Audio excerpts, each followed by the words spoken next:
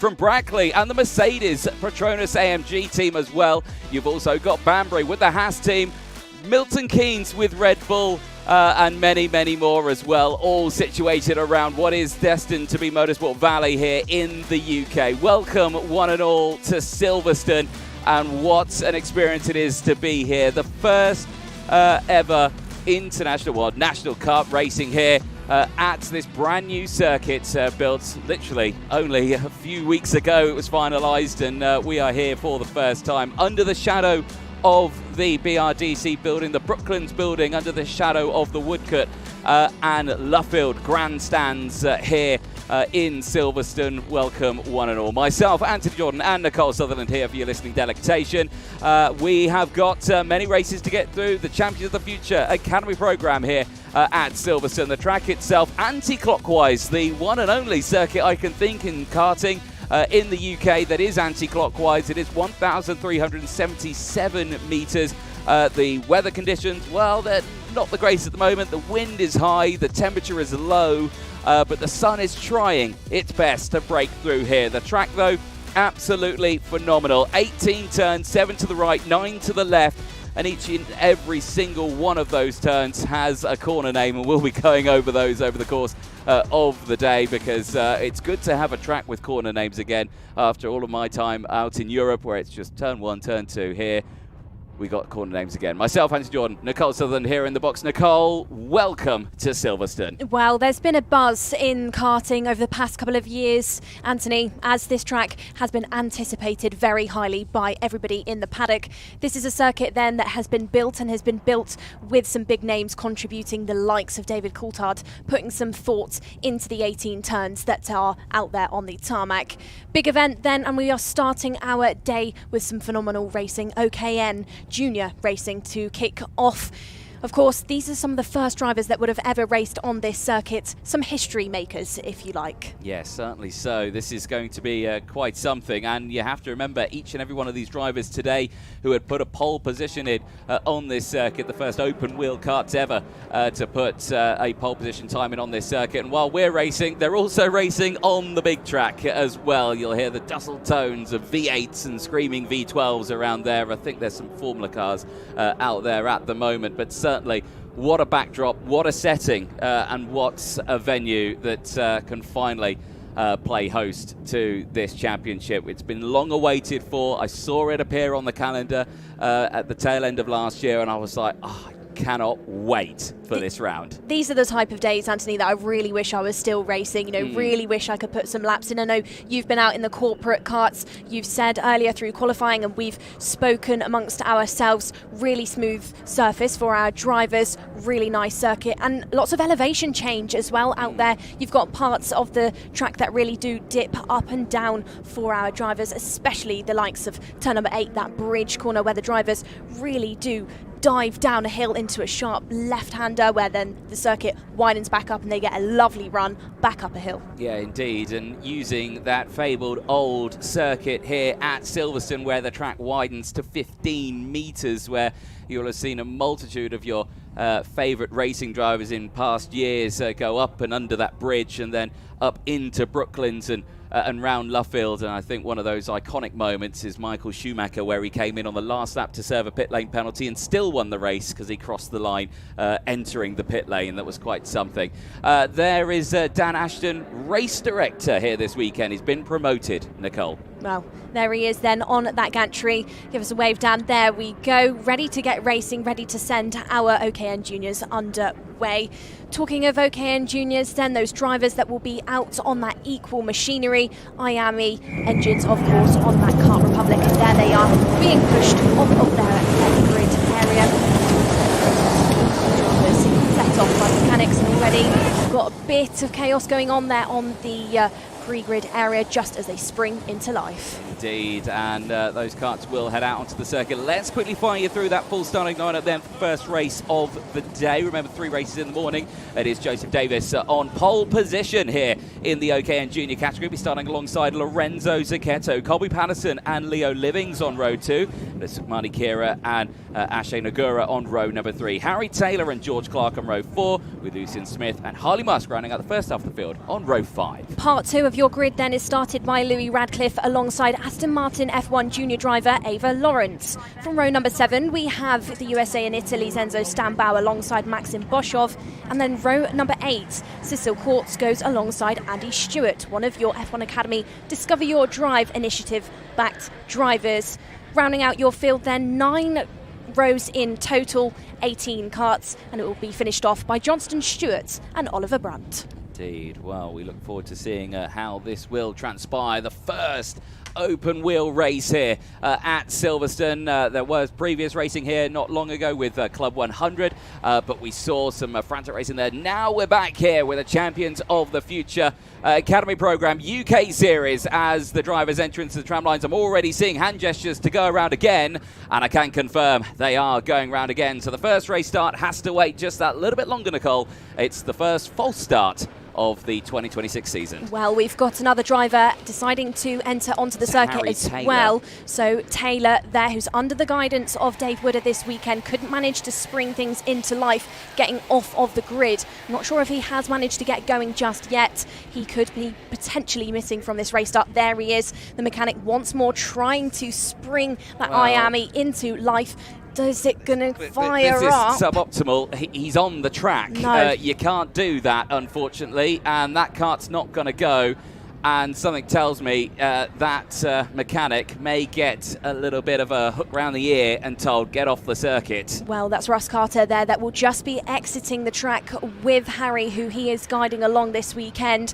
Harry, the number 50 then, will not start this first qualifying heat of the day. But the drivers that will manage to start this one by the looks of it, Joseph Davies and Lorenzo Zucchetto on your front row as they just head round the second sector to slowly line up the rest of the field to get in that race start. Indeed. From this point onwards, past that turn 13, or the marshal post 13 there, no overtaking permitted. Should be in 2x2 rolling start formation, which they are now in. Of course, the pole sitter on the inside line here, entering those tram lines as we are about to go racing once again into the tram lines. Lights are out. We are racing then towards turn number 1. It's a good start sideways under braking there for Joseph Davies, who tries to get that kart stopped on the apex. It's a very fast and open corner here, and look how wide the track is here. This is what we talk about. That's the old part of the Silverstone circuit. The 15 metres wide really opens out to the drivers, but then it narrows as they enter into Maggots and Beckett's down the hill now in towards Bridge, and this is one of those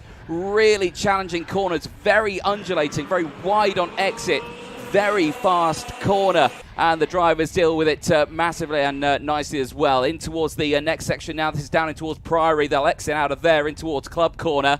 This is where they'll go through the chicane, Island and Tower. This is a very fast section of circuit into the hairpins now. This is Seagrave hairpin as they exit out of there. This is turns 14 and into 15 here. They'll exit out of this one into Wing Curve, and then into Museum, and then Farm Curve. It will be the final corner. This corner here, very sharp on the drivers, opens up as they exit the lap, 1,377 metres. As we're side by side here for the lead, it's Patterson to the inside at turn 1. He takes the lead away from Davis, steps up into P1. Well, Patterson then already promoting himself up the order in this race. Your race leader started from P3. Early in this one, it looks like Sukmani Kira has had a tricky start. She drops down to P6. She is on the back of this tail heading through the second sector. Out of this one then, Colby Patterson just leading back up the hill.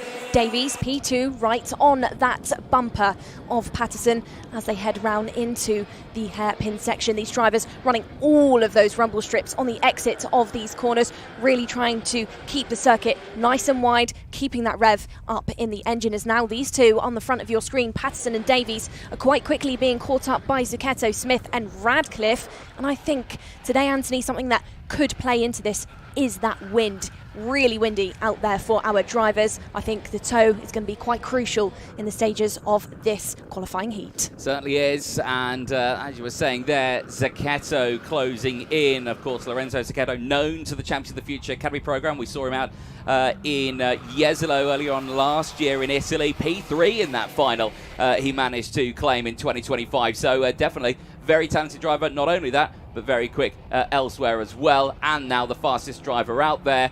You're seeing here Patterson got to the front, has not been able to break away here as they exit out of bridge and through express curve. This is where it starts to get really intense for the drivers. But again, the big lunge there, beautifully done by Lorenzo Zucchetto into Priory Corner. Well, Joseph Davies and Zucchetto getting back through on Colby Patterson then, and that opens things up for Lucian Smith. Change for the race lead once more. Zucchetto down the inside of Joseph Davies, and this brings it into a 6-car battle. Still Kira on that P6, but somebody else is starting to arrive as well now. George Clark starting to edge closer. Ticking off another lap goes these drivers. It's Zucchetto from Davies, Smith, Patterson and Radcliffe. Sukmani Kira still in this one as well, as they now head out of the first sector, where they point to the big grandstands that will house fans over at the Grand Prix circuit. Yellow flags out there. Enzo Stamberg and Cecil Court out of the race. They've tumbled down to 16th and 17th. They've had a collision at turn 11 Club Corner. They will not continue in this race. Big shame for them. Lorenzo Zucchetto here. Big speed on this one. He's managed to push through. That's a big dive as well. Sukmani Kira making the moves done now. This is good driving from her. Of course, the Alpine young driver really showcasing her talents here. She's one of the Discover Drive Initiative pilots as well, and continuing that fight on. More changes going on, and that's Patterson now past Davies and is up into third place. Well, with limited history around this circuit, no data, no footage to try and see what the racing was going to be like before we headed into this weekend, Anthony, we questioned it. What are we going to see? Where are we going to see overtaking opportunities arrive? And quite frankly, so far, there's plenty of them out there on the track. We've had overtake after overtake in our top 5. Zucchetto, your fastest driver out there on the track, being one of those, and he now starts to open up that gap to Lucian Smith. It's just under 0.8 of a second between those two drivers. Certainly is. And again, I'm just watching here these two drivers just there in third and fourth place, just keeping an eye on each other. Patterson and Davis not giving each other any room for quarter here as they exit through the next section into sector 2 here and through into sector 3.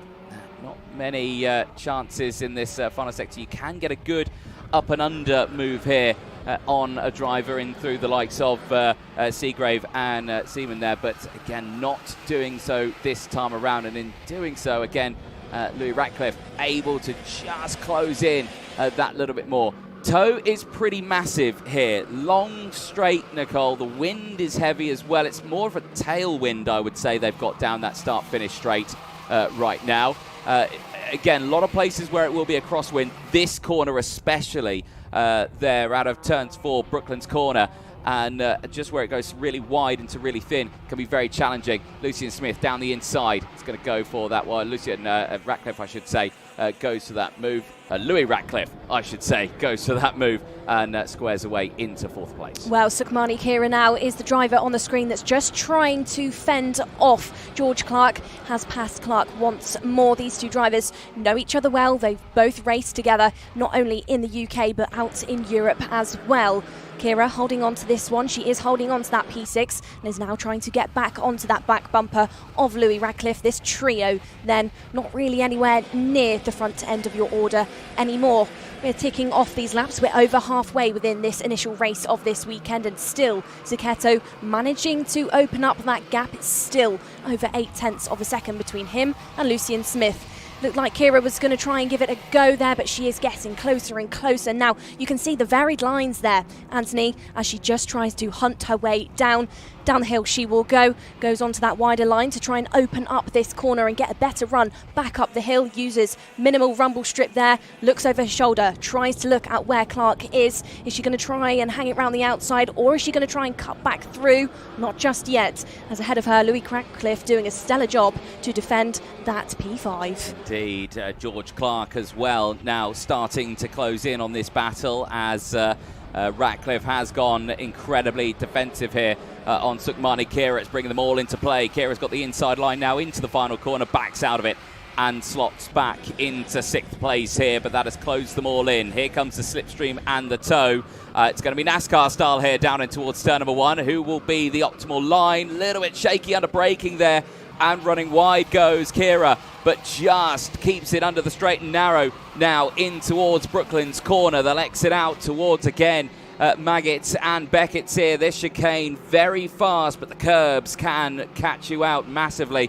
And yesterday we did see quite a few drivers taking to the grass there, but they've managed to square themselves away here. So they climb back up the hill now in towards Priory Corner. Well, Kira is continuously being made vulnerable there by Louis Ratcliffe. Ratcliffe just parking it on that more defensive line. Now he's inviting more names into this because behind George Clark, Harley Musk is right there. Musk being invited into this fight. Side by side, Clark and Kira go. And Kira into the back of Louis Ratcliffe there, who runs wide, gives the position not only to Sukmani Kira but to George Clark. Tries to get back up the inside on turn number 18, but it doesn't work, and it does allow things to open back up and gives that position to George Clark. We are on the final lap of this race. Lorenzo Zucchetto in the lead. He's clear by 0.8 of a second from Lucian Smith, Colby Patterson, Joseph Davies, and this fight that we are seeing here, Clark, Ratcliffe, from Musk and Kira. Livings might be able to close in on this one as well. You can just see Leo Livings there in the background trying to get involved, but I don't think he's going to have the legs on this one to try and get a move down the inside of any one of these drivers. There is your race leader, Lorenzo Zucchetto. Great run from him. Great showcase from his racing last year. He jumps back in the Academy program this time as a junior, and here in the British Series, here at Silverstone, he will look to the final corner and he will look for the first qualifying heat win of the weekend here at Kart Silverstone. It's Lorenzo Zucchetto winning on circuit by 0.8 of a second. Lucian Smith takes P2. Colby Patterson holds on to 3rd place. Joseph Davies, well, the poll set up. He may not be too happy with going down to 4th, but I'm sure he will still be happy with the result. Clark from Musk, Sukmani Kira, unfortunately, an in-race 5-second time penalty has come out, and for Kira, that will put her, unfortunately, quite a ways down that order, and that is a huge shame. The rest of the field, Leo Livings, 8th place ahead of Louis Ratcliffe. Andy Stewart, 6 places gained there to finish inside the top 10. Qualifying didn't go her way today, but she's shown great pace in time qualifying. Ashay Nagura takes P11 ahead of Ava Lawrence, Max Boshoff, and Johnson Stewart. Ollie Brunt rounds out the 15 karts that finished that race. Enzo Stamberg, Cecil Courts, and Harry Taylor, unfortunately, not finishing the race here. Big shame for them, but they will be back later on today for the juniors for their 2nd qualifying heat. We will then, of course, head into those finals later on today, and then a brand new day tomorrow with timed qualifying. But don't worry, still 2 classes to go for the morning phase.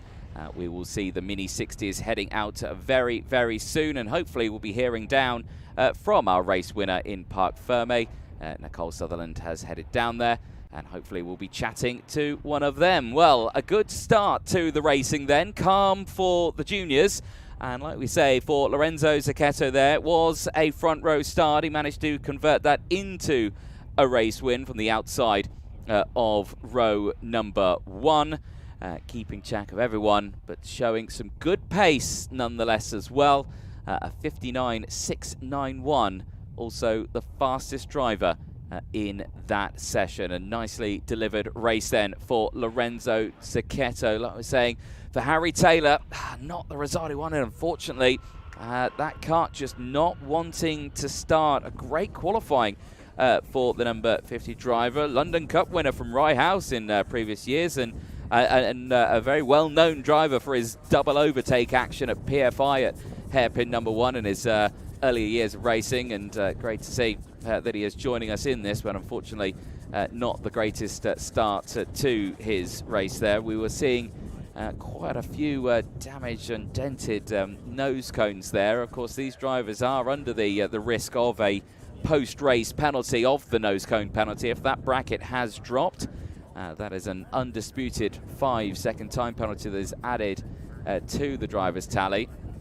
And there'll be someone there checking those over and getting a photo there.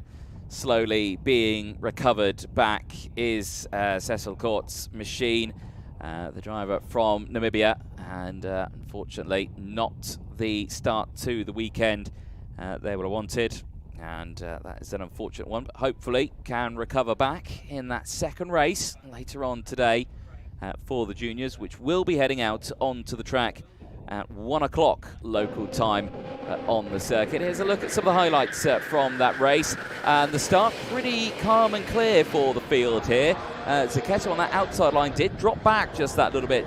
Later made the move and up into third place. Very harsh with the defensive posture there. Later the change for the lead. This was Patterson taking an early lead into the race. This was the moment there. Zucchetto, the move down the inside. The first move up into second place. It pushed as well along.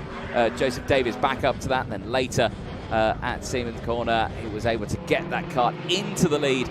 And then from there onwards was able to break away and push a 0.8 of a second win from the rest of the field. The rest of the battles did kick off. We saw that great fight in that mid-pack area. Sukmani Kira trying to get the nose down the inside any way she possibly can. George Clark in that fight as well, with, of course, Joseph Davis and, of course, the rest of the field. Lucian Smith was in that fight also, but everyone trying to get involved there. But Louis Ratcliffe, really strong performance there to push up through the field, part of that group throughout it, which would later be held by George Clark.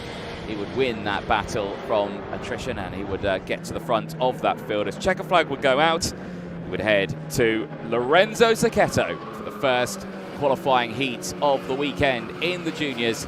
A solid performance from the junior drivers, as the Minis will be the next to head out onto the circuit. But of course, we have to remember until then, we'll hopefully be heading down to Parc Ferme and over to Nicole Sutherland in a few moments' time here at Silverstone for her first live interview here at the Silverstone kart track. And you can see there the Parc Ferme, just quite a hive of activity there. Drivers and mechanics just getting those karts squared away and sorted out after that race. There you can see beautiful shot of the clubhouse there. You've got the restaurant on the first floor. You've got the terrace roof as well. Viewing platforms, quite the facility. The commentary box and timekeeping, race control, all situated in there as well. Quite a state-of-the-art building that has had many months of planning and building to get sorted out. And there we go. I can see some of the photographers out on the track there. Joe and Fraser out there giving a wave to the commentary box as well. They seem to be happy with being in the sunshine. It may be windy out there. It may be chilly, but the sun is shining nonetheless. I did have a brief look at the weather forecast. Not sure how much we trust our weather forecasts in the UK, but from 1 o'clock onwards, it's looking a little bit worse for wear. We still do have the sunshine, but the clouds do loom around us. The drivers will be used to the wet running. They had that yesterday in the free practice day. Quite the suboptimal conditions. Very breezy rain that had hit the circuit, and there was a brief spell yesterday where there was a dry line that was forming on a damp track, but unfortunately that all went away with another massive cloud of rain that came over the circuit. But good to see that they are all sorted out. But right now we are ready, and the next group's hopefully heading out very soon, which will see our biggest group as well in the Mini 60 category. 28 drivers out in the Mini 60 class that will have Benjamin Krajkovic on pole position for that. So looking forward to see how he will deal with the pressure of quite a large grid on this one. Ilya Sami will be a driver who will be joining on that front row of the grid. Charles Clough and James Roots as well also will be there, as Mini 60 qualifying Heat 1 will be the next to take to the circuit. Quite the field of talent we've got out here. We've got S-plate holders, the Scottish champion in Micromax is out there. We've got Micromax champion from India as well. Arisha Gupta is out there. She's also one of the youngest Discover Your Drive Initiative drivers being represented. And the first female champion from India as well. But let's quickly take you through that full starting lineup then. Benjamin Karajkovic and Ilya Sami on that front row of the grid. Charles Clough and James Roots on row number 2. Josh Huska and Brody Batch go from row 3. There we'll see Chester Fawkes and Noah Krohn on row number 4. Mika Tora from Denmark joins Austin Oman on row 5. They will lock out the top 10. Alfie Davidson and Brody Brown go from row number 6. Albert Paulson and Ollie West go from row 7. Albie J. Stubbs and Yusuf Ali from Canada on row number 8. Row 9 sees Benjamin Savar and Mason Hibbert. Now we'll see Teddy Murphy and Jayan Prakash on row number 10.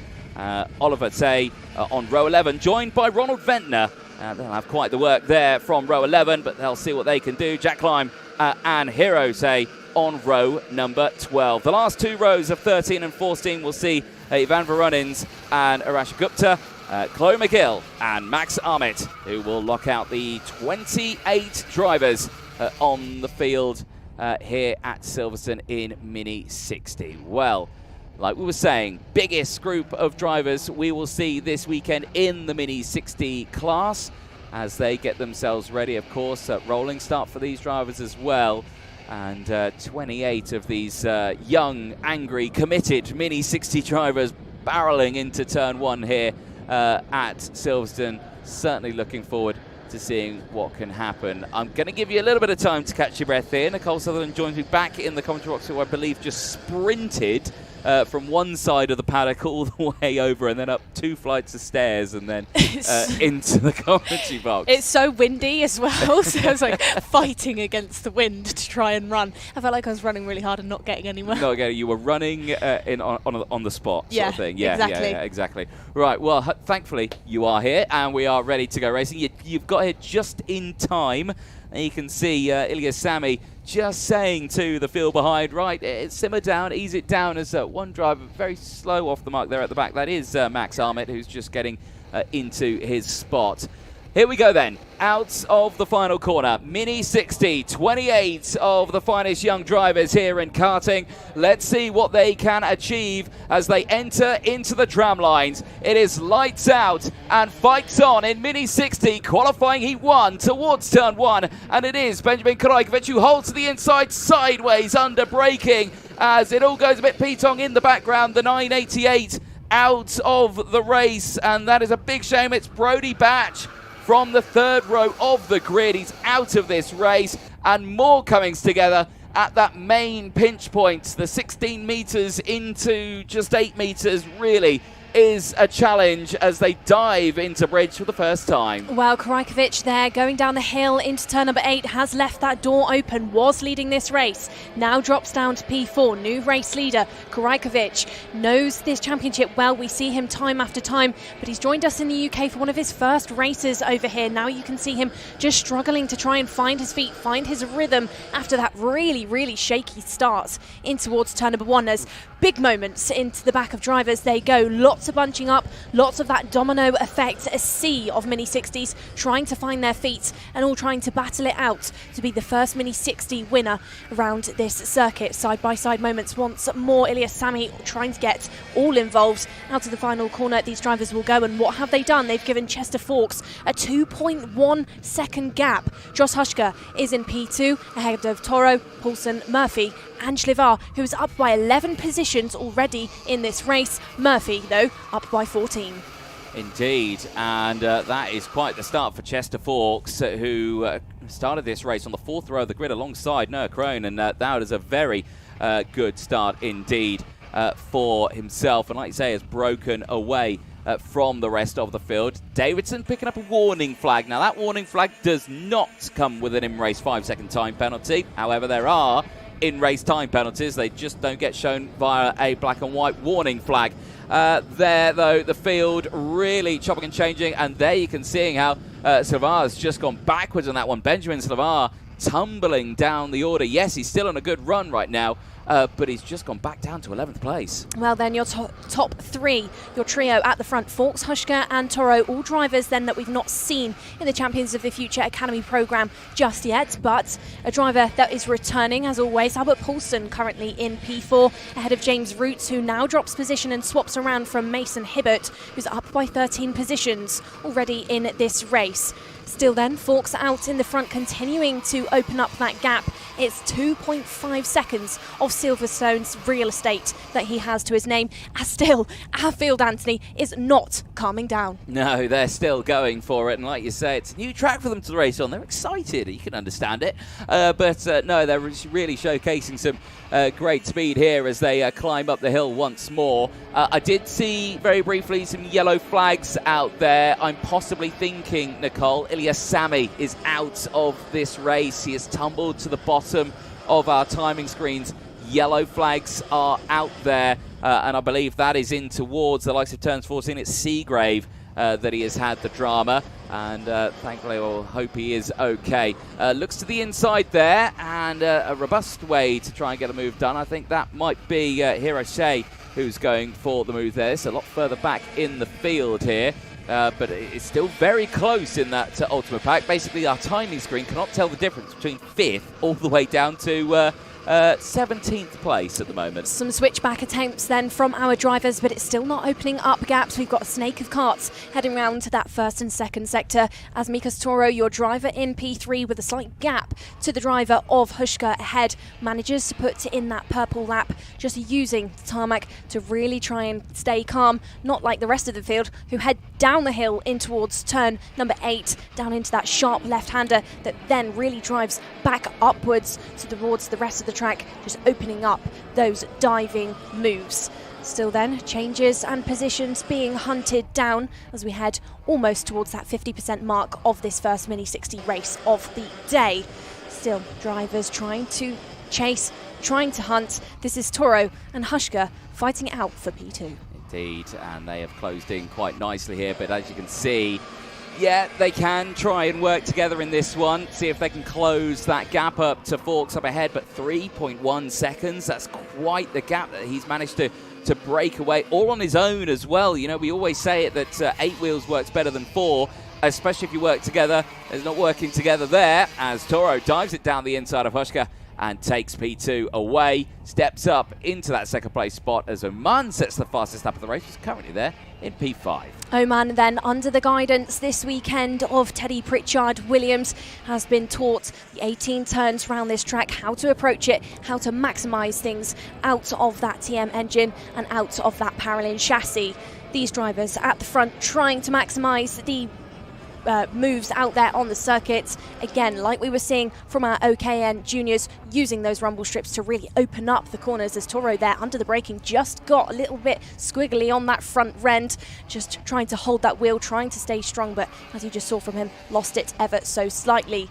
It doesn't throw him off though, because he holds on to that P2 as Hushka will try and get into that toe going down that main straight to try and tick off another lap on the hunt. I'm disappointed that you didn't say Teddy's name correctly. Pritchard Williams? No, it's Super Ted. Oh, there we go, Super Ted.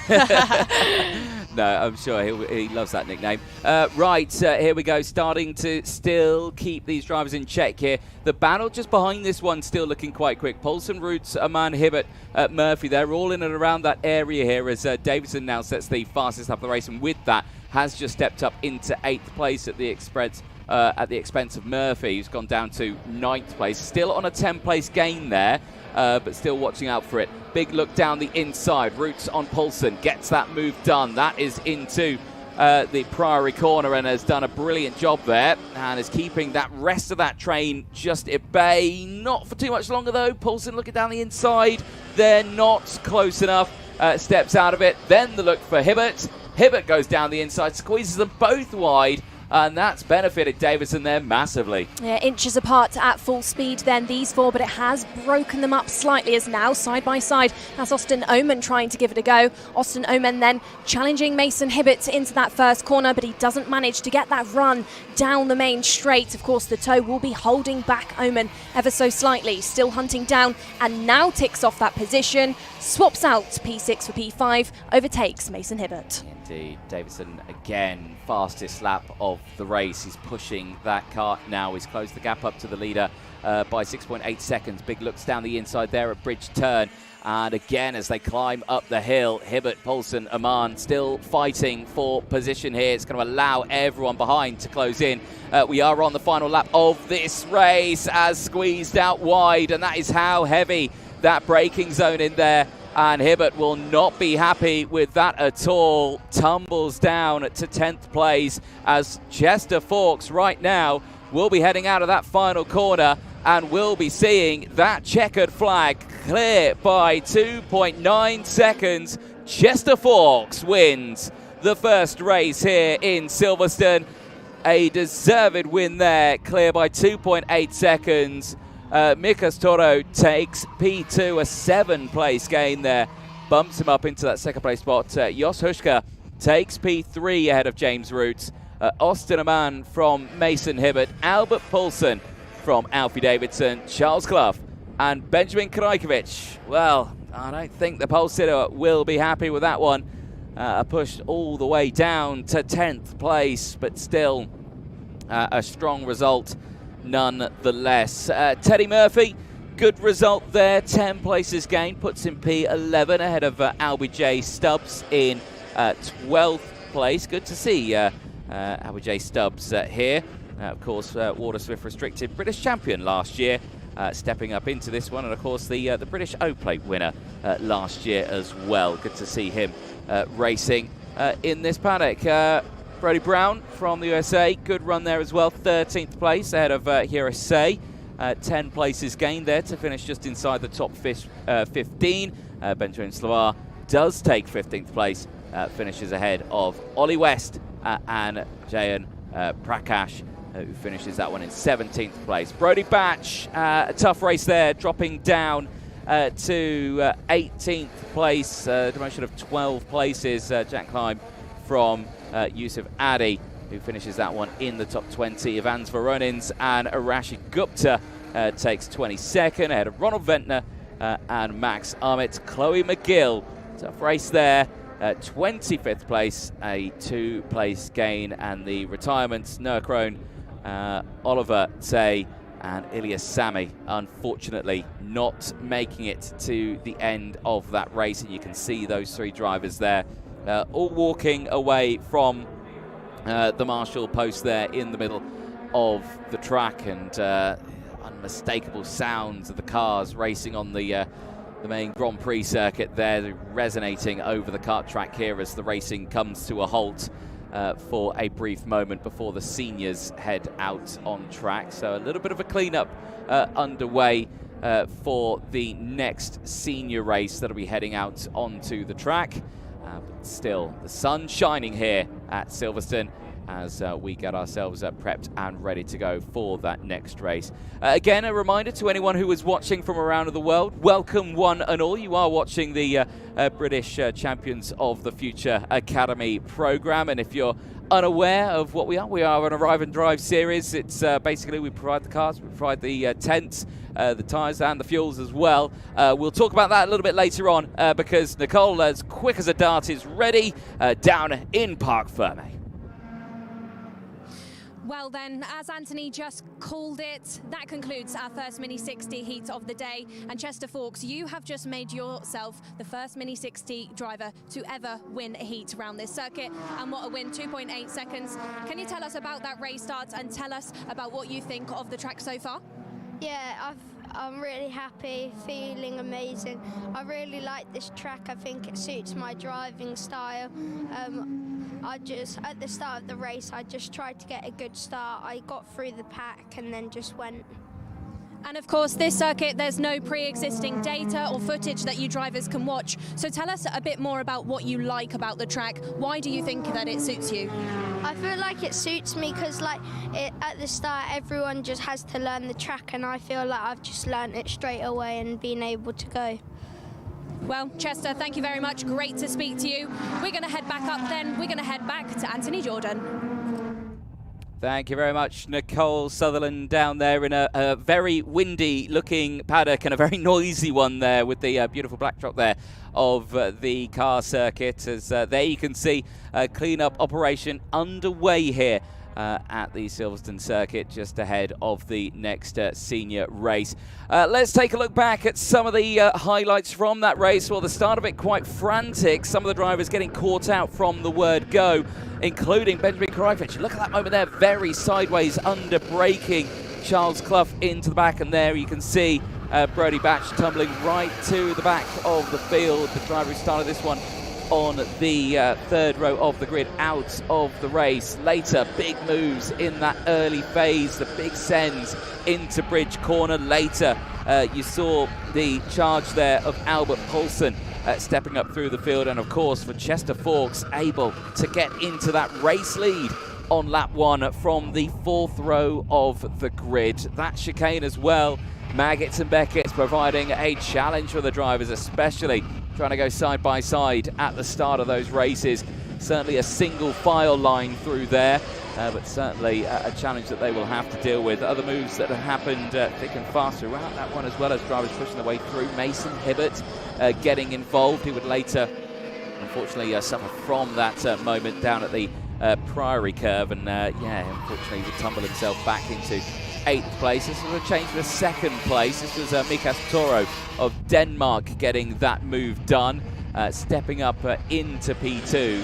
Unfortunately wasn't able to close in on Chester Fawkes. That gap did come down fractionally to 2.8 seconds, but it wasn't meant to be, unfortunately. Later overtakes as well happening. Austin Oman certainly getting involved there at turn 1 as they continue on. This was the Priory moment for Hibbert. Don't think he'd be too happy with that one as they went through. Someone who would be happy though, Chester Fawkes, uncontested there at the front of the field, clear by 2.8 seconds from the rest of the field. Once again, I'll allow Nicole Sutherland to get her breath back just a little bit. She sprinted back up to the commentary box, getting an awful grin from her right now. Here's the senior grid. Harrison Whittingham on pole position, or should I say Harrison Whitcomone, as I think one of his name was misspelt on the entry list as he came in, so a slight Italian twang to his name, but he is here ready to go racing, and looking forward to seeing what he do. There is some of our academy drivers here, of course, Ava Morris, Emma Rose Dowling, and Lizzie Mentier, who's joining part of the Discover Your Drive initiative. There is Lizzie Mentier, very quick indeed. She represented the United Kingdom out in Malaysia late of last year in the FA Karting Arrive and Drive at the LYL circuit. There you can see Elliot Surtees, known for his racing with the Origin Motorsport team. And there you can see a different class for him now. Races in a different class in the UK. Now he's jumped over into this one just to see what he can do. But yeah, looking forward to seeing this one there. I think was the driver a little further up in the field, Benjamin Baker, is getting him squared away. That is Connor giving it large at the P8 on the grid. Well, Connor Large then alongside Jamie Rogers as mechanic.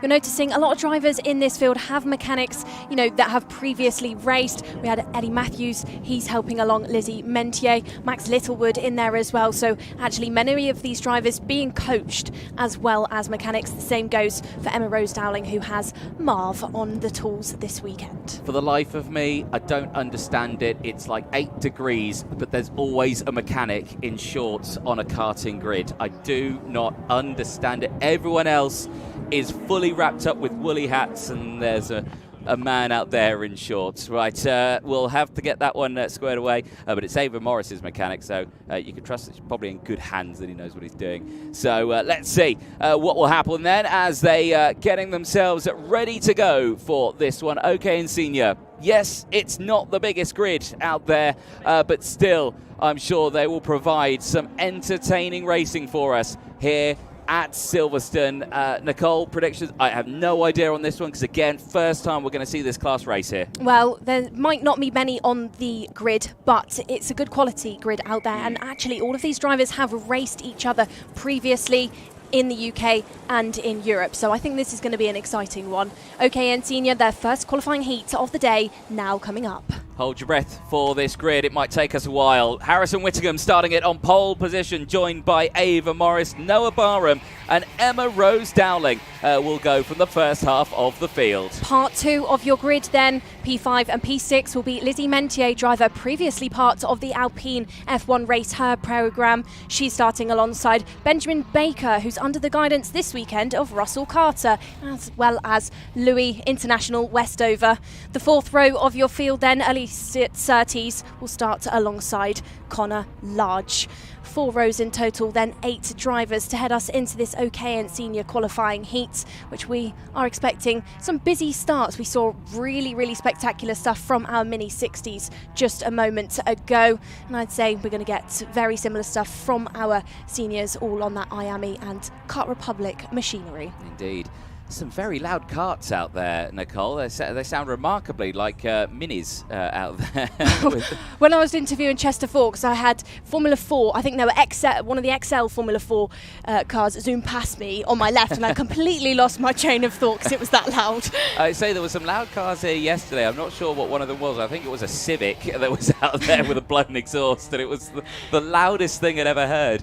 It was quite something. This one, though, looking forward to this, though. Harrison Whittingham, Ava Morris on that front row of the grid, but looking forward to seeing how this will transpire. So let's see how it will go. But again, pressure is still on for them. Yes, okay, when you think it's a small grid, you think, right, this should be quite simple. Actually, turns out it's a lot harder. Actually, as well, when you're in such a small grid, if you make a small mistake, if you put a toe out of the line, it's highlighted way more. People see it more. If you're in a grid of 36 drivers out there, maybe you can make a small mistake and you can get away with it. People aren't watching on as closely, but in this one, a small toe out of line is going to be noticed. Certainly will do. Here we go then into that final corner. No overtaking permitted until they see those lights go out then. OKN Senior as one kart very slow at the back of the field. Are we still going to be going racing? The answer is yes here in Senior, and it's a solid start then for Whittingham on that inside line. Again, he's going to cover off any advance there from Noah Barham. He can't get that nose down the inside. Eva Morris tries to get involved, but has tumbled backwards just that little bit. Lizzie Mentier up into third place already. That's an astonishing start for her. Well, Lizzie Mentier then had her first taste of OKN racing out in Malaysia, and she's since said she doesn't want to jump back into anything other than that OKN. Loves the direct drive category, really enjoys this racing. Harrison Whittingham then has already opened up that gap. Sideways goes Emma Rose Dowling. That was not the way to master that corner, and that drops her to the absolute back of our runners. I've got to say, Priory is a really difficult corner here. You carry so much speed out of bridge and up the hill that it is such a misleading braking zone. It looks like a much harsher corner than what it actually is. But again, she's going to look to the inside here. Gets that move done past Elliot Surtees, back now into the likes of 7th place. So as they push their way further down, or 6th place, I should say, at that point, as Connor Large there just crossing the line in the background, but good fighting here nonetheless.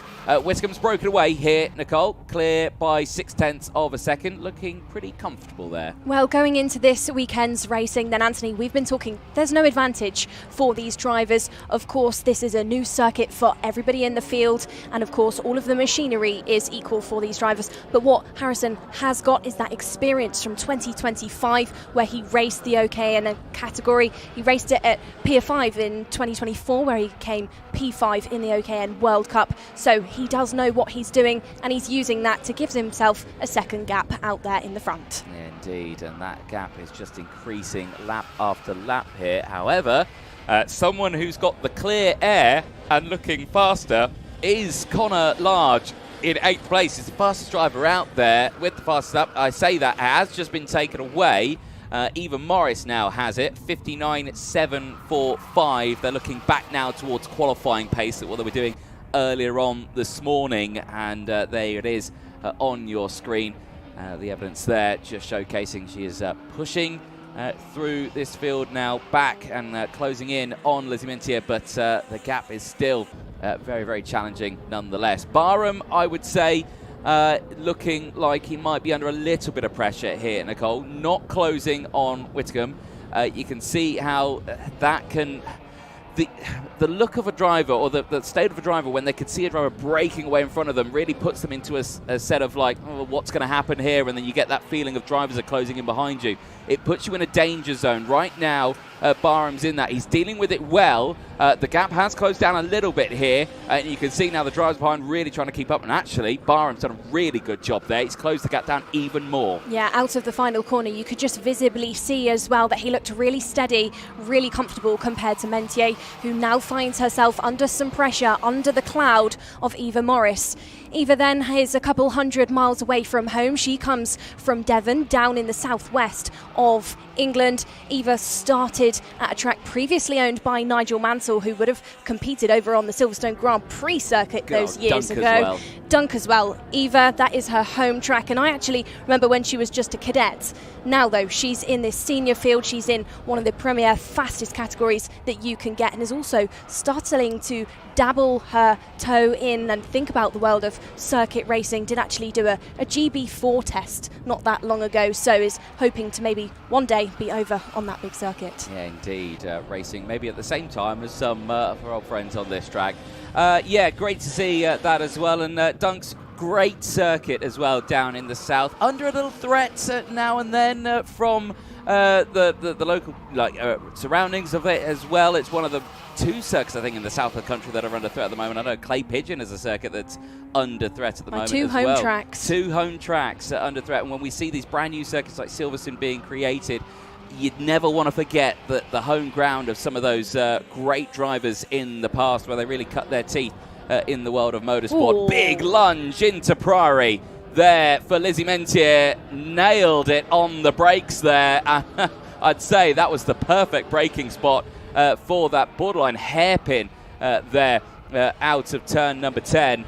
And she takes that spot away, and Barham left thinking, what do I do now? Well, she saw an opportunity, she saw an open door, and she snatched it away. Barham, though, still on the tail, as is Eva Morris. So this trio has broken away as Emma Rose Dowling, Elliot Surtees and Connor Large find themselves at the back of the field. But now Benjamin Baker looks like he could be edging ever closer, as he just can be seen entering into that second sector. Out there in the front, though, a name we've not spoken about for the past few laps, Harrison Whitcomb, still managing to push ahead, 1.8 seconds clear from Mentier, Barham and Morris, but is not the fastest driver out there on the track, because that does go to Connor Large, your driver that is in the back of the field. The driver that didn't have that start, he actually missed that full race start. Yeah, indeed, and he's still looking incredibly quick out there, so showcasing that maybe it could be a very strong day at the end of the day today, maybe even that second qualifying heat as well. About half race distance in this one right now, and it's all settled down now for that mid-place battle. This is a little further back in that field. This is Connor Large fighting away now with Elliot Surtees. He's closed back in as Whitcomb's just received a warning flag. The only thing I can imagine is that's possibly for track limits. To the left, to the right. Can he get the move down the outside here? Connor Large, no, he tries it. Just can't carry the speed around the outside there at the likes of Wellington. Well, Barham there given a warning flag as well. Barham isn't in clean air, so it could maybe be for a spot of contact, but it also could be for those track limits. These drivers just trying to test the waters. Drivers just trying to test each other as well, as this is Large. Surtees going for it at the back end of the field. No attempt made there just yet. There we go, though, is the challenge on. Connor Large goes slightly wider on the entrance to the corner, but Surtees holds on to it. Large then widens things up once more, goes into that double hairpin sector, tries to get the run, tries to get the rev, but Surtees parks it on that defensive line out of the final turn, and the position is not given up just yet. Large trying to weave his way through and out of that final corner, out of turn number 18, gets it done. Squeezes him just that little bit out of the corner just to say, hey, I've got this position done now. Don't try and go for it once again. You can see now already has broken away just that little bit. So nice bit of racing there for these two in 7th and 8th place as they exit out of Maggotts and Beckett and down into Bridge on lap number 8. 7 completed of this race. Whitcomb's lead still 1.6 seconds. This is the Mentier-Barham battle. 1st, 2nd, 3rd, 4th and 5th here on your screen. Rose Dowling just at the back of that group trying to close back in. But you can just see here now, it looks like the gap between Whitcomb and Mentier, it's a lot less than 1.6 seconds. Granted, yes, okay, 1.6 seconds is not a lot of time in the world of karting, but certainly looks like it out on circuit. Well, the gap between Whitcomb and Mentier has dropped slightly as well. It was 1.8 seconds. So a question then for you, Anthony, would you pretty much say this stage of the race is where Harrison starts to think about that tyre preservation for things? I would definitely say so. Of course, you have to remember that it's one full slick set per day. It's one dry set per day. You have to look after these for the second race and, of course, that all-important final, which is even longer than those qualifying heats. Yeah, definitely, I would say probably start to bring it back. Even though saying that, he's opened up the gap to 1.9 seconds, so he is pushing away even further right now, and maybe he is comfortable in there. Maybe he's not pushing the tyres too hard. If he's got it dialed in and he feels comfortable, remember, it's very smooth tarmac here. It's not that coarse. It doesn't really affect the tyre too much out there. And right now, Whitcomb is dealing with that pretty nicely. Mentier still holding on nicely to 2nd place. But like you say, that gap, 2 full seconds now to Whitcomb. It's just not happening to close in, is it? Yeah, you can also see that by the tarmac and by the fact that it's not a coarse circuit, it's helping that stability of the tyre for these drivers. Whitcomb, his past 2 laps have been within half a tenth of each other, so pretty steady stuff by him, just lapping nice and well. But again, he's getting a bit cheeky there with those track limits, runs all of that rumble strip, actually all 4 wheels off of the circuit then. He's already picked up a warning flag for that. He doesn't want to pick up any more. You can come away with in-race time penalties in this one if you go too harsh on that one. It's the same for Barham as well. He's also picked up a warning flag. They do need to be careful with that. Over the line, there is Whittingham going through, and still looking strong out there, looking consistent as well. He's a very tall young lad. He towers over me out there. I don't know what they're feeding him back home in Pembrokeshire, but Welsh cakes. Welsh cakes. Oh, I do love a good Welsh cake. In fact, you know what, Donna? Where are my Welsh cakes this weekend? Well, Whitcomb then, it's impressive that he's that fast with his height as well, because it's windy out there. That's really going to throw a spanner in the works for some drivers. Again, Mentier again, she's having a go at it, and Barham once more, you can just see really running out of that corner, really trying to test the limits with those rumble strips. But yeah, going back to Harrison Whitcomb, taller driver, but still just as quick despite having to maybe deal with that wind a bit more than some of the shorter drivers out there like Emma Rose Dowling. Indeed, but like you say, quite a ways back for this moment. Final lap board is out then to the field. Your leader just going through shot. There's Mentier just going through Wellington now and through into stage. Back with the leader, and here Harrison Whitcomb certainly showcasing some really strong performance. He has run a little wide through that chicane of Maggotts Beckett a few times in this race, but he's kept it on the straight and narrow for the majority of it. Up the hill through Express Curve into Priory, heavy on the brakes here, very tight corner. Don't want to run too wide there. Manages to keep it in the track limits that time around. Is Whittingham. Looks calm, looks collected here for the young driver. and certainly looking forward to seeing what he will have to say after this race. Great performance for him after a very challenging final season last year. He's back in 26 with a P1 in qualifying Heat 1 here in Silverstone. Harrison Whittingham takes the win ahead of Lizzie Mentier. Noah Barham ahead of Benjamin Baker. Eva Morris ahead of Emma Rose Dowling. Connor Large and Elliot Surtees rounds out the 8 kart field. They're all karts that started the race, do finish the race as well, as that comes to a conclusion here for the first half of the racing here. Harrison Whittingham, Lizzie Mentier, Barham, Baker, Morris, Dowling, Large and Surtees is your order as they make their way back to Parc Ferme. Like we were saying, first half of the day done and dusted. 3 more qualifying heats to go. They will be coming up a little later, however. It will be the junior qualifying Heat 2 that we will see coming out next. That will be at 1 o'clock local time, which is in around 45 minutes or so. We'll be back 5 minutes before that's happening as well. So make sure you set your alarms for that one as we head into a short break. After those 3 races, we then head into the actual main lunch break then before we head into the finals.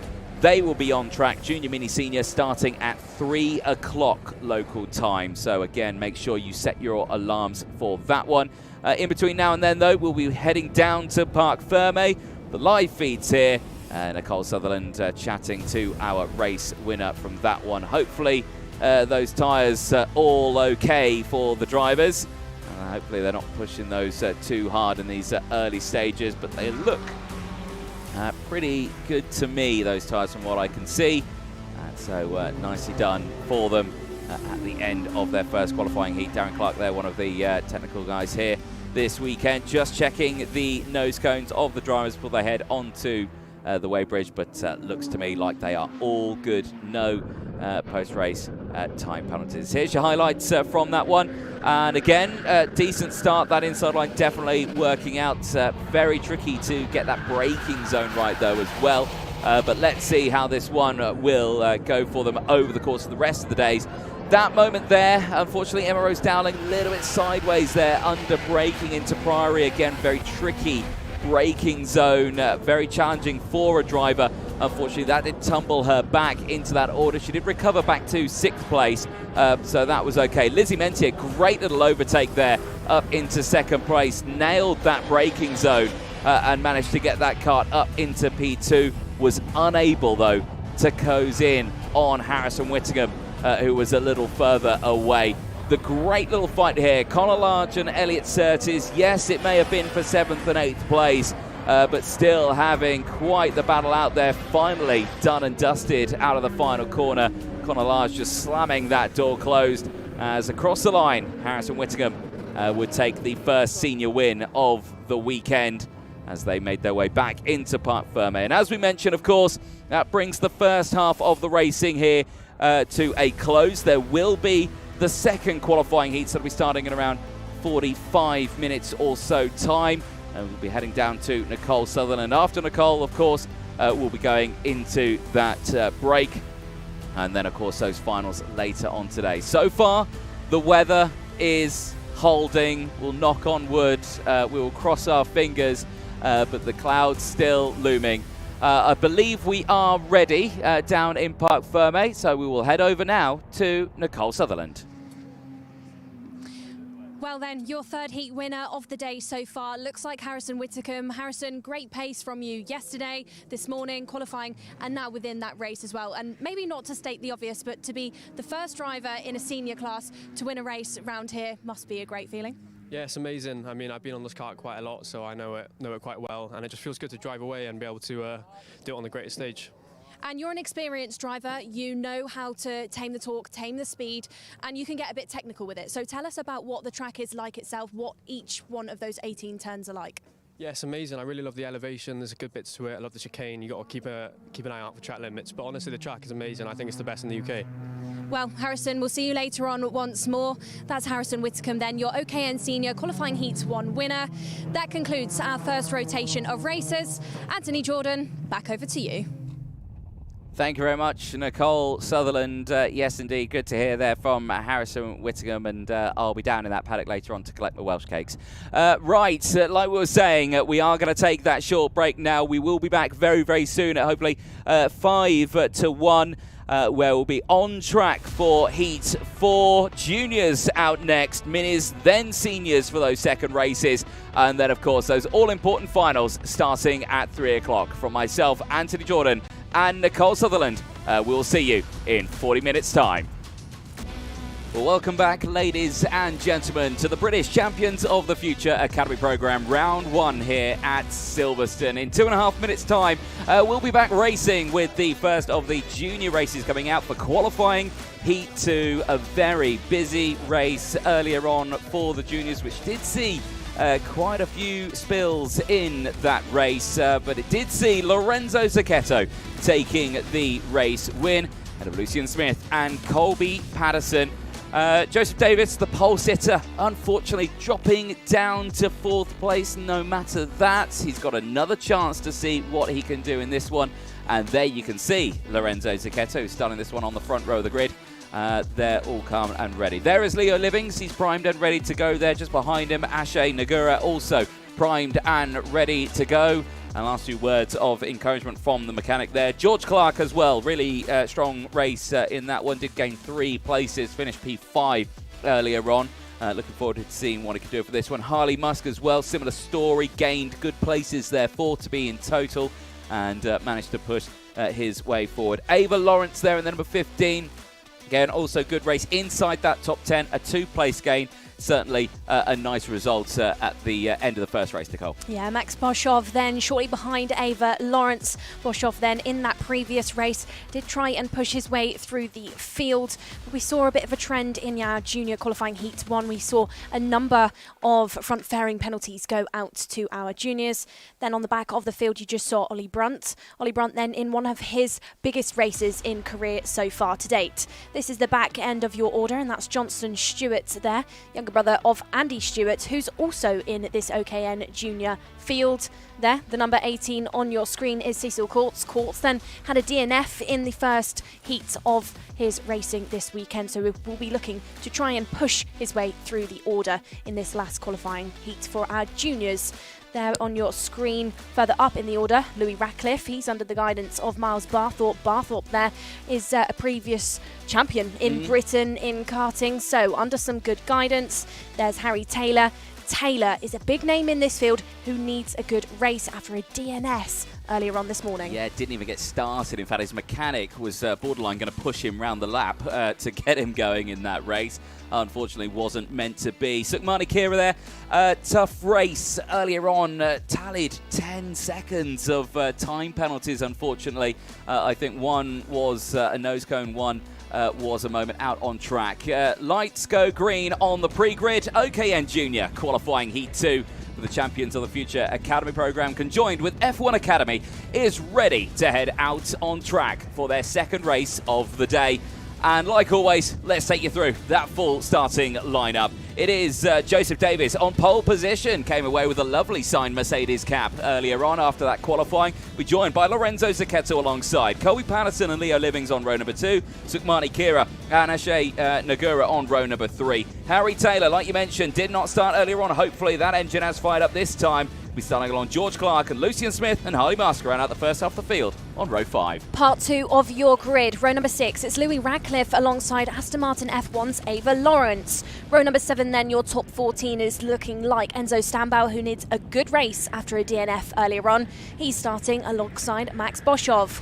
Row number 8 will be Cecil Courts, who, like Stambau, had a DNF. He's starting with Andy Stewart alongside. And rounding out your 18-strong OKN Junior qualifying heat grid, we have on row number 9, Johnson Stewart and Ollie Brunt. Slick tyres, of course, on for this grid. It is a still dry circuit. However, I can see those clouds in the background there. They are looming in on the field as we get ready to go racing. It's qualifying, not Heat 2 just yet. They're going around again. That was me jumping the gun. I thought we were going racing then. Yeah, I could see Dan Ashton on his gantry there, our race director, just holding his hand in the air at our junior grid to say that is not going racing. He wasn't trying to find out whether it's windy or not, because I think we know that it is. He was just saying to them, signalling to them, far too quick out of that final corner, far too quick out of Farm Curve. Well, they're just eager. They're eager to get going, Nicole. They can see those clouds looming over the distance as well. They do not want to be caught out there on slick tyres. That would certainly be sub-optimal, I would say, at this point. But got to say, for the drivers in this one, still a really good chance of seeing what they can do. A couple of disqualifications earlier on as well. Enzo Stanberg and Harry Taylor, unfortunately, both getting a DSQ. I did think we were going to see one for Harry Taylor. I mean, you cannot push past the cones of the exit of the pre-grid, and unfortunately pushed way beyond that and all the way to nearly turn 2 out on this track. So hopefully that has not happened this time around. Looks like we have all got drivers out there. Looks like we are good to go. Sun still shining here at Silverstone as they enter into the tram lines. Are we racing? The answer is yes. Towards turn number 1. It's a decent start for the inside road. Davis, Patterson, Kira get that run into it. Kira's getting pushed out wide there. Looks like Harry Taylor has had an excellent start there, and he's already up into 3rd place. They go side by side for the race leader. Look to the inside there for Patterson. The door is closed shut, and it's Joseph Davis who still leads the way as they exit out of Maggott and Beckett and down into Bridge for the first time. Well, Davies then unbothered by the rest of the field behind him. We've got drivers trying to get in the mix. We've got drivers also having to defend quite heavily. Sukmani Kira being one of those. Climbing back up the hill they go once more, and moves are on then in the mid-pack section of our field. Kira being overtaken and shuffled further back into the pack by Louis Ratcliffe, who has jumped straight up our order. Second sector being ticked off, those double hairpin section of this track being approached by our drivers as they try and really get themselves pushing through the order now, as more names trying to get further up. I think Annie Stewart being one of those. There you can see Ava Lawrence exiting out of the 18th and final corner to tick off this first lap of racing. Well, there's a look at your standings then as they cross the line. It is Davis that leads the way from Patterson, Taylor from Nagura, Smith, Kira and Radcliffe who hold on to the top 7. Musk is there, Livings and Stanberg all holding on to the top 10. Big movers there, Nicole, but one big mover in the wrong direction. Lorenzo Zucchetto, winner of that race earlier on, tumbling down to 13th place. He will not be happy. No, absolutely not. Has really fallen short in that first lap. Nice move down the inside as we go back up the hill. So that's Sukmani Kira, the Alpine F1 back driver, really getting in and amongst it once more to break back into the top 5 where she started.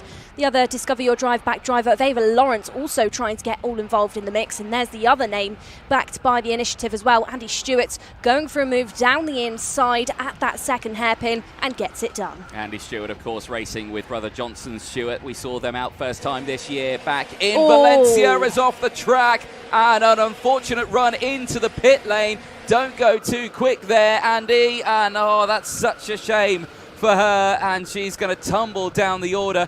She needs to make sure she slows down, though, in that pit lane. If she goes flat out through there, she'll be in a lot of trouble with the officials. Well, I would say her hand was forced there, Anthony.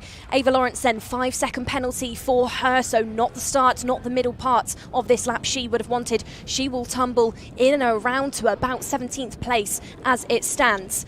Eyes on this one though, Anthony. I'd say this is soon to be exciting. Joseph Davies is being hunted down now by Kobe Patterson.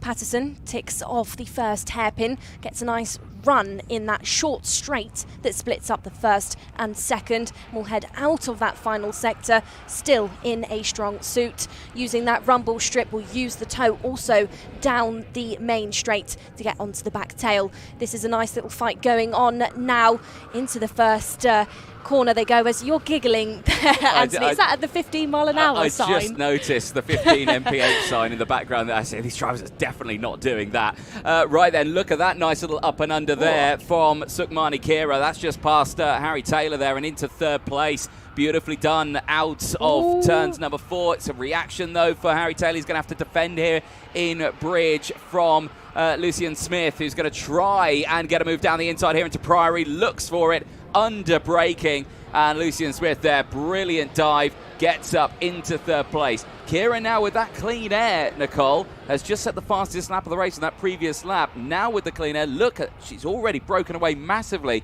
She'll be in on Patterson and Davis in a lap or two, I think. Well, Kira just then was almost 9/10 faster than Harry Taylor, who looks like he's just starting to fall down the order. Is it the case that he's just not quite found his feet yet? He is laps down from the rest of the field because, of course, he did not start that first heat earlier on. Davies still out there in the front, just under half a second between him and Patterson, who has not managed to bridge that gap just yet and has not managed to close in pace-wise, because Davies, despite that clean air, despite no toe, goes fastest, as Harry Taylor looks like he just got that slightly wrong, and that's going to set things up going down that hill for the number 24 of Harley Musk, who gets the position and breaks into the top 5. Indeed, nicely done there. You may have seen just a few moments ago, if you're watching at home, the graphic there of Lorenzo Sacchetto, a 5-second in-race time penalty being awarded to the race winner from earlier on, his second race today, going from bad to worse. And with that, it does put Joseph Davis in provisional pole position for that final later on, Nicole. He's there, 88 points. Patterson with 85. If Patterson could get this move done, he takes that pole position away from him. He's only 0.2 of a second behind that.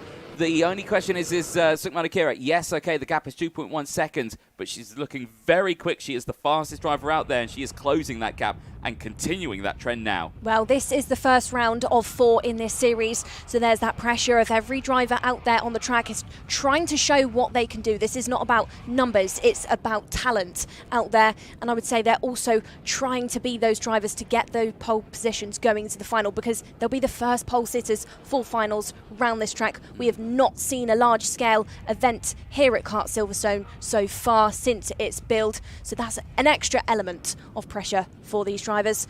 Talking about pressure then, Joseph Davies is under some now. Colby Patterson has caught up at a rate of knots. Out of the final corner they'll go, now in prime toe position to enter into another lap, enter into the first corner once more and try and challenge for that race lead. It was half a second that split up Davies and Patterson. Now 0.2. You can tell it's cold out there. You can see how much tape is covering those radiators on those karts right now to try and keep the temperature in those OKNJ engines. And right now, these drivers are pushing as hard as they can. Like you were mentioning, I don't think there's going to be much toe down that start-finish straight. Seemingly the same here, because it's a tailwind that these drivers have got. He has closed in now, has Patterson, right on the rear bumper. Davis will know that. He would have heard the engine get louder. He would have felt the little bump into the braking zone there. He'll be under the pressure now of Patterson, who's going to look to the inside here now into Seagrave. Gets it done, and it's beautifully done as well. Patterson into the lead. Didn't lose too much time there as well. But Sukmani Kira's gap is already down to 1.4 seconds with still a few laps to go. Great composure there by Patterson to just get that move done, really hold strong on the wheel, not to slide, but slid slightly there into that first corner. That's going to gift Davies a bit of confidence once more, because he can see that Patterson is under that pressure. Let's see how this one unfolds. Let's see if these two drivers start to invite Kira into it, and they are going to, because Sukmani Kira now sets that fastest lap. The Alpine junior driver pushing forward in this race. The gap down to less than a second here between herself and Davis and Patterson. You can see the braking into Priory now, and you can see how much they're running wide there. Davis very wide out of Priory. Kira much tighter on the exit. She feels a lot more comfortable, I would say, in that kart on this lap, and a lot of curb there, and you can see how much she's now latched onto the back. And will have that toe, the slipstream down that start-finish straight. They exit out of Museum in towards Farm Curve, back onto the start-finish straight.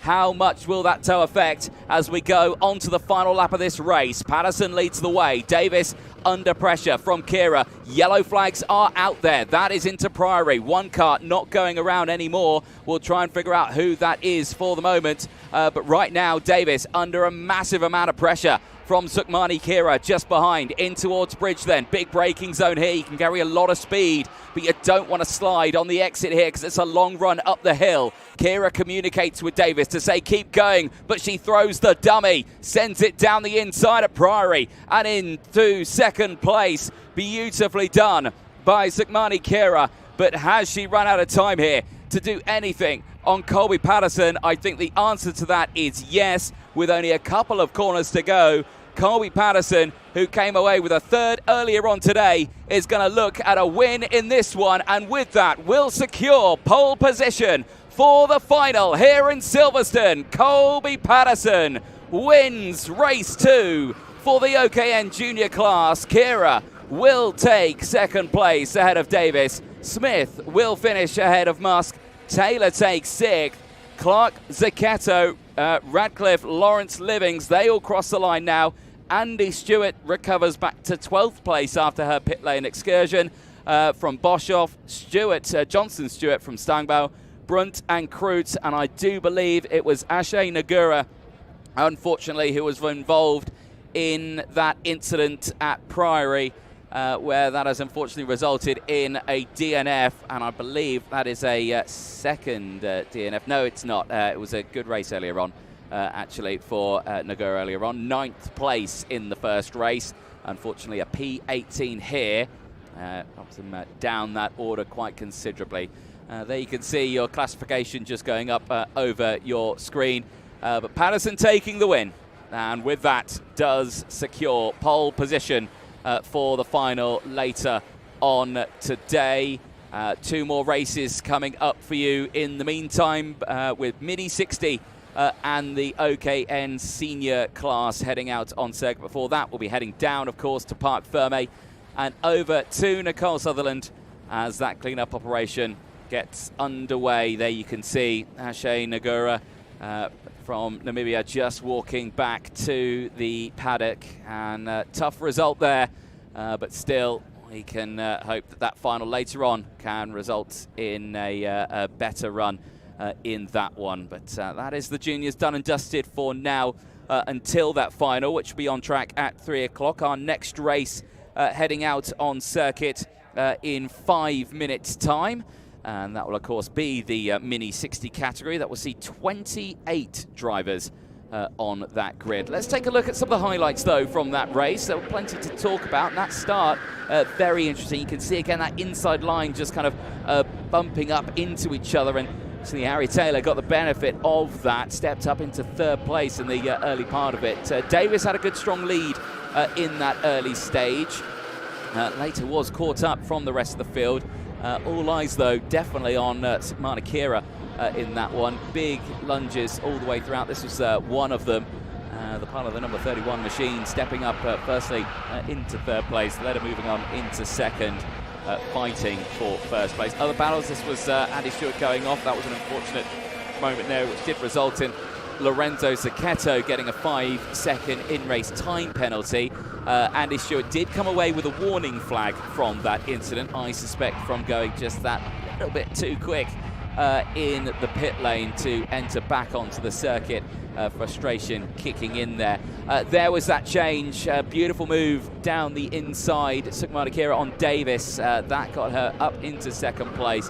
Not close enough to challenge Patterson though, with only 9 laps in that race. But of course, like we say, the finals later on today for the juniors, 15 laps will be a different spell. There you can see many of the people watching from the terrace roof on the clubhouse. But we'll cut down to Parc Ferme and over to Nicole Sutherland.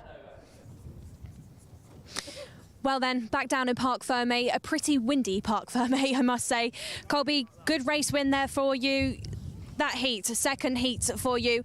Good stuff. Tell us about that overtake that you made when you took the race win, because pretty good stuff, and it was from quite far back as well. Yeah, I felt confident on the brakes going into the hairpin. Joseph made the mistake 2 corners before, so I caught him.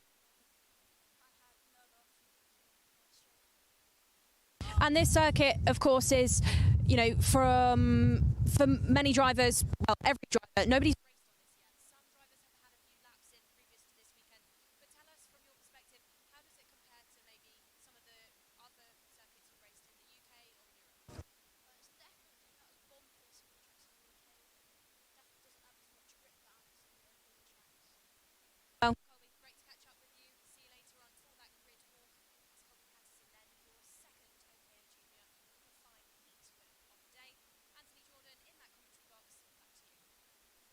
Thank you very much, Nicole Sutherland. Yes, indeed, it does look mighty windy out there, and the flag adorned above the BRDC building there, showcasing how windy it is out there. But I can report from the nice, cozy, warm commentary box, it's not windy in here.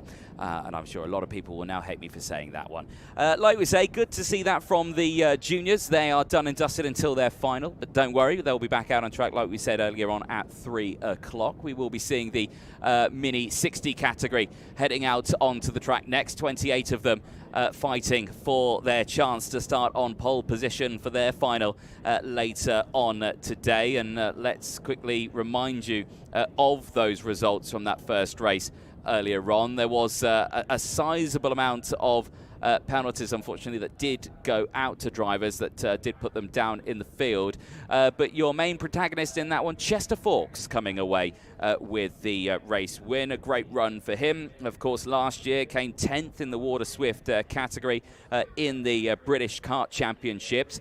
And, of course, here now in 2026 here in the British Champions of the Future Academy program as well. Looking forward to seeing what he can do. Mikas Toro as well, also a very good, strong drive for him. Again, another driver who knows the Mini 60 kart very well. He's got a lot of experience in this kart, even at the young age that he is at.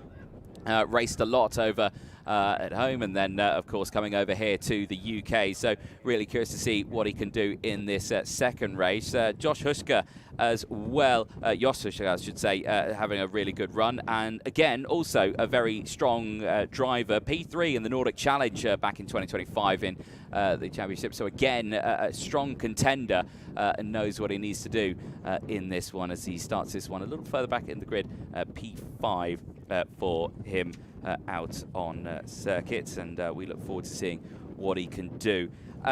For the rest of the field here, though, it's a sort of take two from that first qualifying heat earlier on. Like we say, Chester Fawkes taking that race win. Benjamin Krajkovic, though, tough race earlier on. Did drop down to 10th place, but still showed some great promise out there, some great race pace as well. So just hoping he can come away with that better start on this one. Ilya Sami suffering a similar fate on that one, unfortunately, just dropping down the order. But again, he's back on the front row of the grid for this one. That's what we love about that qualifying format, and it keeps drivers on the straight and narrow. And he is being looked after, of course, by Danny Curl. And, of course, what a person to be looking after you in a race paddock. Nicole Sutherland joins me back in the box. You look a bit windswept there, Nicole. Are you trying to say my hair's a mess? No, you're perfectly in order. Oh, thanks. There you go. See, I am nice. Looking forward to this one. Bit of a feisty race earlier on for the Minis. Are we expecting the same, or are we expecting them to settle down a little bit? No, it's our Minis, so we know it's always going to be busy. It's our busiest grid, so many drivers.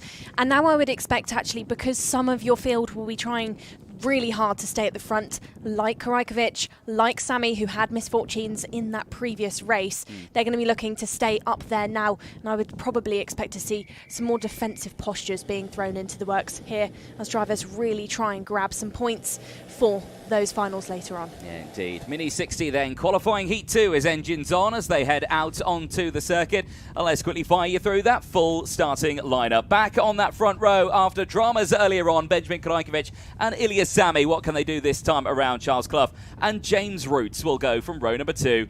Josh Huska and Brody Batch go from row number 3. They will see race winner from earlier on, Chester Fawkes, alongside Noah Kroner on row number 4. Mikas Toro, who finished second earlier on for the 5th row of the grid, has got Austin Aman for company on the row 5. They lock out the top 10 of Alfie Davidson and Brody Brown from the USA. Row 7 sees Albert Paulson and Ollie West. Row number 8 then, your top 16 looks like Albie J. Stubbs alongside Yosef Addy.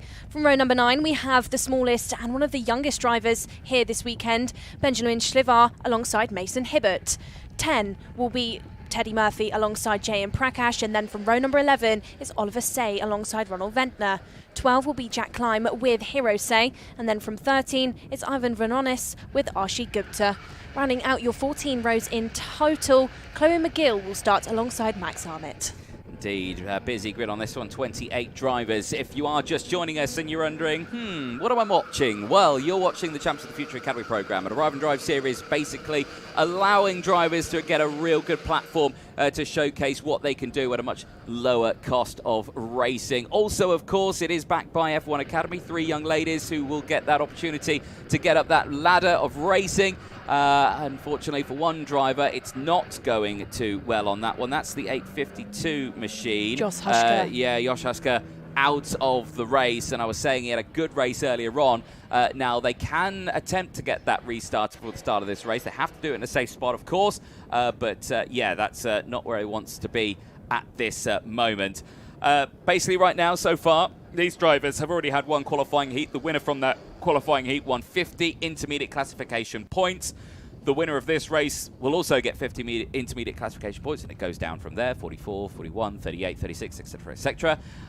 Then they join those together. That gives you your grid for your final. Final will then give you championship points, and the results at the end of the intermediate classification also give you championship points as well. So plenty of points up for grabs over the course of the 4-round season, when we'll be heading to the Paul Fletcher International Raceway for round 2 later on in the year. But right now, we stay focused here at Silverstone as we get ready to go. And there you can see the drivers trying to signal to the field behind to stop pushing, stop bunching up, just follow the pace, sit behind as we get ready to go. Nice and steady space then into the tram lines. They can't really accelerate into the yellow line, but let's see if they're going to be going this time around. It's a hand up for Sammy, but I think we're going racing. The answer is yes, into those tram lines as they break free towards turn number 1. Again, the inside road. Karajkovic, watch him this time as round the outside. Is that Ilya Sammy into the lead? Round the outside action here at turn 1. Well, most of the field decided to hang on to that defensive line.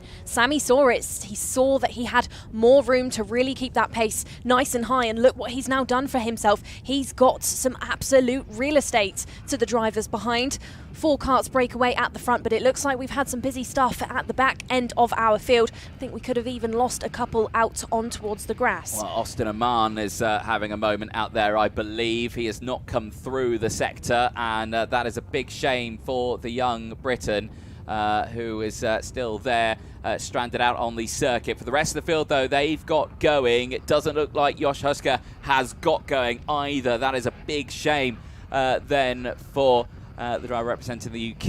And again, look at this scrabble of positions on this first lap, Nicole. It's hard to keep up with all the action that is going up. You can see how they're switching sides here all the way throughout, and that is some good up and over maneuvers there. Mason Hibbert trying to get involved there as he stepped up massively in this field. Sammy leads the way from Roots, Clough, Karajkovic from Forks, Davidson from Toro, Batch from Kroner, Stubbs from Hibbert, Murphy, Addy Paulson and McGill. Look at Chloe McGill from the back of the grid, Nicole. 12 places gained on the opening lap. Good stuff then from Chloe McGill, who's also competing this year in the International Series. Now we have a change between Albie Stubbs and Mason Hibbert. They were those drivers swapping for position at turn number 1 and now find themselves still squabbling as they head back up the hill. As are these drivers further in the background. This is the battle between West, Say, McGill, Shliver and Arshi Gupta as well. Gupta trying to hold on to the back of this pack. Another one of the F1 Academy Discover Your Drive back drivers as Chester Forks. That's drama for your previous race winner. Chester Forks, 5-second time penalty. Driver currently P5, but a 5-second penalty is going to drop him all the way down currently to around about P13. Not what he would have wanted after holding on to that lead of the qualifying heat points. No, indeed, that is such a shame on this one, and he does lose out on that. Roots takes the lead of those points as he currently sits there in P1. But will that remain the same? Sammy on that rear bumper. Little bit of a nudge there into bridge, but Roots deals with it nicely. Checks over the shoulder just to assess the situation. Can see that Sammy is there. Also, Clough is there as well. Karajkovic is still in with a shot of this race. He lost out massively in that race earlier on. This time around, a much better position here if he can latch on to that lead trio that once again are learning this circuit as they go on. They've not had much track time to really show what they can do. They had 4 practice sessions yesterday in the wet. They had a warm-up this morning, qualifying, and a qualifying heat. That's all they've done, so they've not had much track time to really dial in on this circuit, and they'll continue that, and we expect the pace to increase as the day goes on. Big looks to the inside there at Wellington, but nothing comes to fruition. Out of stage through Jimmy's Curve and into Brooklands, then on lap number 4. Still not close enough for any advantage. Noah Kronya is looking quick, though. Fastest lap of the race, currently down in 9th place. Keep your eyes and ears on this one then. Roots now under pressure by Sammy. Sammy, you could just see glued to the back of that 805 up the hill again. This is an overtaking hotspot for these drivers, but Sammy thinks against it. Not thinking against it, though, our drivers in that mid-pack section. Toro and Crone there going for those battles. Now then, Roots has given himself a bit of pace, as is Charles Clough, because down the inside of Ilias Sammy, they switch positions into the first hairpin. Charles Clough finds his way past, and now will be trying to hunt his way past the other countryman of James Roots. Out of the 3rd sector they go. They tick off another lap to get into that 50% mark of this race. All behind Roots, Clough and Ilias Sammy as your top 3. Davidson still continuing to charge his way through the field. 7 places so far within this race. One of the biggest movers, as is Mason Hibbert, who's up by 8, and Teddy Murphy as well. Again, that racing line, the sweeping over from the right-hand side to the circuit over to the left, ready for Maggotts and Beckett. You can see the racing line starting to form out there, Nicole. You're seeing that very distinctive darker racing line where the rubber has gone down, and that will obviously be helping the drivers increase those times as they go forth, and especially into tomorrow. But starting this now, look at this train starting to form. Roots needs to be careful here because these drivers are closing in as Davidson dives it down the inside. Forks goes through as well. Sammy down to 4th place now. Well, if you've just joined us, if you've not seen the racing so far today, this is an interesting circuit. 18 turns in total and an anti-clockwise track for our drivers. Maybe something that many of our field are not used to. They're maybe not used to having to go left first, so they're really having to push on that outside arm. Anti-clockwise, really interesting circuit, actually. It is, and it still throws me off to this day when I hear the karts coming. I look to the right and then go left, and then no, coming from the left, and then I have to look right from the commentary box. Usually, it's always the opposite, no matter what kart track we go to. So, yeah, quite a strange one for this being anti-clockwise, but I am a fan of it. It is such a fast circuit. There are so many places to overtake. I know that because I started a race on pole position once and I fell that to the last place spot because I was just terrible. But you're the only driver in the grid. No, I wasn't the only driver. You cheeky. Right, look at this though. Good move there for the race lead. Davidson has got it done. Roots holds on to 2nd place though, but here comes Chester Forks. Gets the up and under. That's what we love. That moment there at Seagrave and Seaman where they can really just fight it through and get that up and under. It's a beautiful part of the lap. Chester Forks on your screen at P2 currently. Let's not forget, going into this final lap, gets challenged there into turn number 1. 5-second penalty for that driver. And I think you can see that visibly, that he's really, really hunting down to try and gain some extra time. Yeah, he is indeed. He's going to try and get to the front and break away. It's just not going to happen, though. He's there in now 4th place. He's tumbled down. Davidson on his 10-place lead here has broken away now. Roots, Sammy, Forks are 1, 2, 3, and 4 here. Charles Clough just sits behind. Batch and Hibbert are still looking strong. Hibbert's on 11th place gain right now. Look at this though. Forks over the rear bumper of Ilias Sammy there as they go side by side there in towards Island and Tower on this final lap. They're all fighting to get up into 2nd place, but remember, Forks has that in-race 5-second time penalty. No matter where he finishes in this lead group, he will fall backwards in the order, and he slams it on the brakes, does Roots. Roots is trying to back them up into each other as out of the final corner, Davidson will see the checkered flag across the line. Sammy takes 2nd, Roots 3rd, Forks finishes 4th on track, but that in-race 5-second time penalty will drop him well down the order, and for Forks, where will that put him? 8 seconds off. That'll put him all the way down in probably about 11th place. So that would be a disaster. And there, the overview of the circuit. You can see the rain there in the background falling from the clouds. Thankfully, I think that has just missed us here on the kart track. Unfortunately for the car circuit, that probably means at Copse Corner and then into Maggots and Beckett's, on the actual Maggots and Beckett's, it might be a bit wet over there. But luckily for us on the kart track, we are all fine. There's your race results then. Davidson taking the win ahead of Sammy. Roots from Clough, Batch from Hibbert, Krona from Karajkovic, Toro from Stubbs. Chester Forks finishing in 11th place. I believe that penalty's been applied. Then it is Murphy, 80 from Paulson. Then it is Oliver Say from Chloe McGill in 16th place. That's an 11th place gain there for Chloe McGill from the back of the grid. She can be delighted with that one. Benjamin Slavar as well, a strong performance in 17th place ahead of Ollie West. Hirote finishes in 19th place, 5-place gain ahead of Brody Brown. Jack Climb finishes in 21st ahead of Rashi Gupta.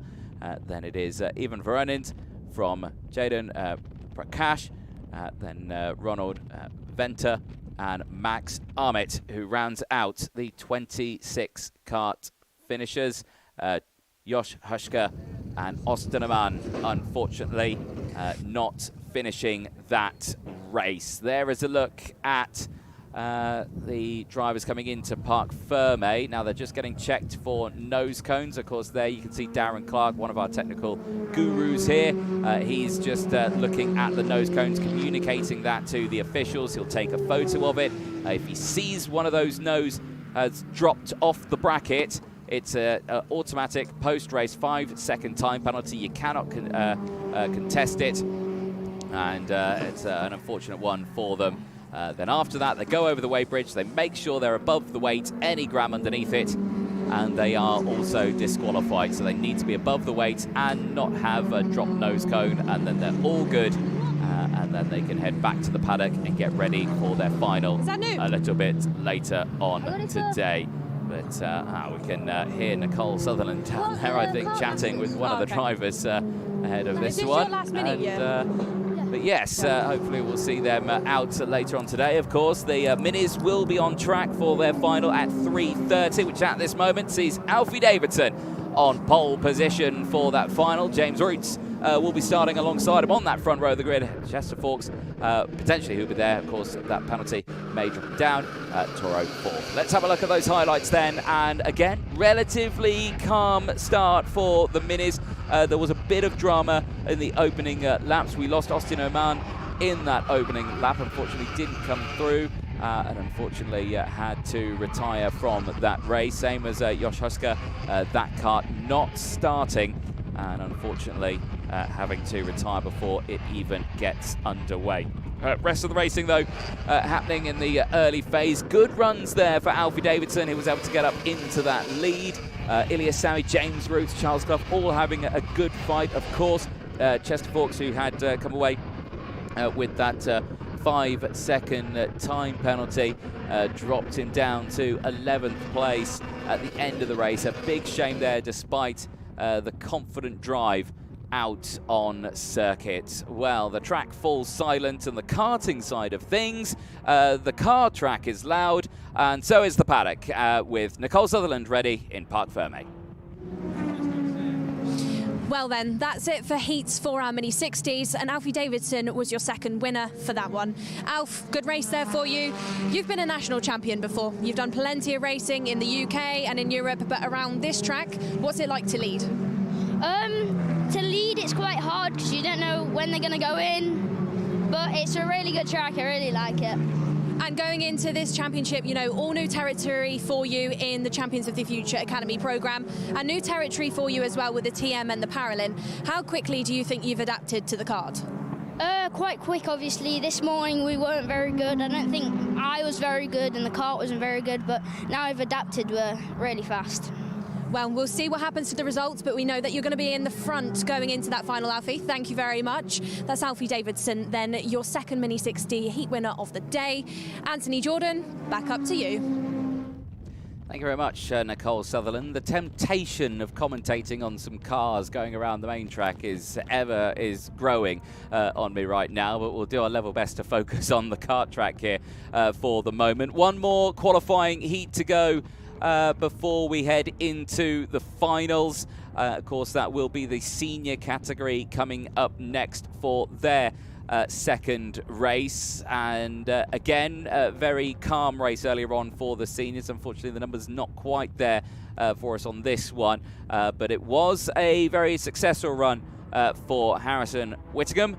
He was able to get that kart from a lights to flag finish from pole position to a first qualifying heat win. That was ahead of Lizzie Mintier, Noah Barham, Benjamin Baker, Eva Morris, Emma Rose Dowling, Connor Large and Elliot Surtees, who were our finishing order in that one. Thankfully, all karts that started that first race did finish, and can happily report no penalties in that race, which is lovely to see. It's one of those rare occasions we don't see a nose cone or a track limits. We did see a couple of warning flags going out in that last senior race for track limits. Quite a few places out there where you can run four wheels wide. Very tempting to do so. However, the officials will be on you very quickly if you do that. And yeah, you will be in a spot of bother if you do it too many times. Again, from the view that you can see there on your screens at home, it looks like a lovely day. A lot of blue sky in the shot, a few clouds there in the air.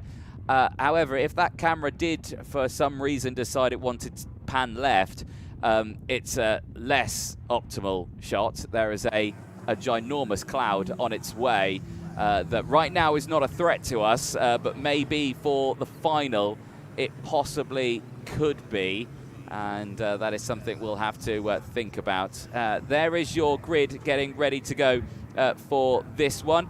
Everyone primed and ready. Harrison Whitacomone, as I'm calling him now because of the spelling mistake in his name on the entry list. Then you saw Noah Barham, Lizzie Mentier there, seated, ready to go, and Elliot Surtees there in that 201 machine, ready to get going. Like we were saying, only 8 drivers in this one, but some good stories for all of these drivers. And one of them that I will mention is of Lizzie Mentier. Now, I remember the one time that I was commentating on the British Kart Championships a few years ago. Lizzie was racing. She was looking very quick that weekend at PFI. An unfortunate incident, though, on the banking at PFI on the first lap saw her flip her kart. It was very dramatic. We were all worried for her. We didn't need to be, because she leapt out of the kart, she flipped it over herself, she got back in it, tried to go, only to realise that there wasn't a spark plug in the top of the engine anymore, to which then she kicked the kart and walked off and huff, and then it'll be like, well, at least you're okay, Lizzie, that's the main thing. But a determined driver is Lizzie Mentier, and that showed earlier on when she gained 3 places to finish P2. Yeah, some good drivers in this field, Lizzie being one of those, and that was highlighted a couple of years ago when she was introduced to the Alpine F1 Race Her programme. So she's known in the world of karting, and now I think she's going to be known in this series after that good result earlier on. Yeah, indeed, a very strong result. The gap was large. It was 2.4 seconds though to Harrison Whittingham, and that is purely because he was on pole. He had the clean air. He didn't have to fight anyone. He was able to break away. If we saw Lizzie Mentier starting alongside on the front row of the grid, could we see a bit more of a fight there between those two? Well, I think, definitely, indeed. She's got good pace, she's got good racecraft as well, but I think with the pace that Whittingham has had not only in racing, but in qualifying and practices as well, the drivers around him, Mentier, Morris, Barham, need to try and, throw him off his path slightly, especially at that start. Try and do something a bit different to shuffle him into the pack. Yeah, indeed. We won't rush too much about getting this grid off, because we'll get it off quite quickly. Harrison Whittingham starting once again on pole position. Eva Morris joining alongside Noah Barham and Emma Dowling on row number 2. Your third row then, Lizzie Mentier and Benjamin Baker. And then your fourth row of your field, 8 seniors in total, Elliot Surtees and Connor Large. That wind, I can hear it in my headset. It's really picking up, isn't it? Honestly, when you're walking around outside, it's like walking through treacle. It's really difficult. Through treacle. There we go. That's quite an expression. I look forward to when that cloud comes over, and then it will really feel like you're walking through treacle. Oh. Yeah. You look for, have you got your winter coat? I've got it on. You got it on. You're in the commentary box. I say the heating's on in here. It's very warm in this commentary box. I need to turn the heating down a bit. I quite like it, to be You honest. quite like Leave it on. Leave it on? Okay, I'll melt away here then. Right, let's see then. This race, drivers are finishing their out lap. They're on their formation lap this time around. And again, nice steady start for them early on. But again, looking forward to seeing what could happen in this one. For Eva Morris, a bit of a tough start for that one. Down 3 places, wasn't able to get that run off the line initially. Of course, she's on the outside row going in towards Wellington. And again, it's tough, that corner. It is so open, it is so fast, it's so sweeping that it's so easy to just leave a gap and cuts to just fly down the inside. Every lap for these drivers, though, is a learning curve, especially for a driver like Eva, who has had no taste before in direct drive karting, no taste of OKN Senior before. So I'd say she's going to use what she learned in that previous heat, adapt and apply it to this one. Yeah, indeed. Right then, here we go into the tram lines. There is a missing driver there again. I only see 7 drivers there, not 8. Let's see what happens then as they enter into the tram lines. We are racing here, and I can see it's Connor Large that's not started, and he's right there at the end of the pit lane. A bit of contact there. Eva Morris again getting scuffled down that order a little bit. She's got to try and get that one dialed in. She's down to 4th place. Lizzie Mentier is up into 3rd. Harrison Whittingham already is starting to try and break away, but it's Noah Barham who is there in 2nd place. Big late on the brakes there for Barham. Tries to close the door down in towards Bridge, but can't benefit on the exit. Lizzie Mentier, though, will benefit as they head down into the braking zone of Priory. She looks down the inside.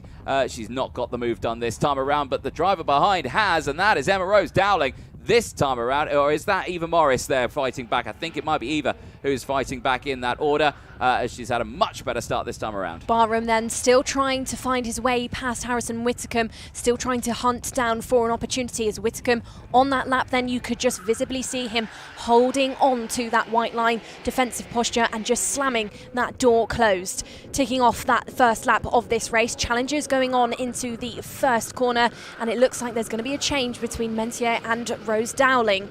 Harrison Whitcomb then, different to what we saw in that previous race, night and day difference, I'd actually say. Anthony has not broken away at all, is actually looking like he could be challenged for the first time this weekend during racing. Down in towards turn number 8 then, where that bridge is. Looks like Barham could be on for a move here, disappears behind that DHL sign, appears once more and goes for it. Noah Barham makes himself your race leader, swaps out for Harrison Whitcomb, and Whitcomb for the first time looks a bit unnerved. Well, he's going to have to fight this one. He was able to drive away in that first one, and now here comes Eva Morris to the inside. The door slammed closed by Whittingham, denying that chance to the inside. Mentier trying to get involved in that fight as well. Emma Dowling and Benjamin Baker fighting away. Surtees there as well, just in the background. Unfortunately, Connor Large has not been able to make it out onto the circuit this time around. In towards Wellington. And again, no change for those top 4.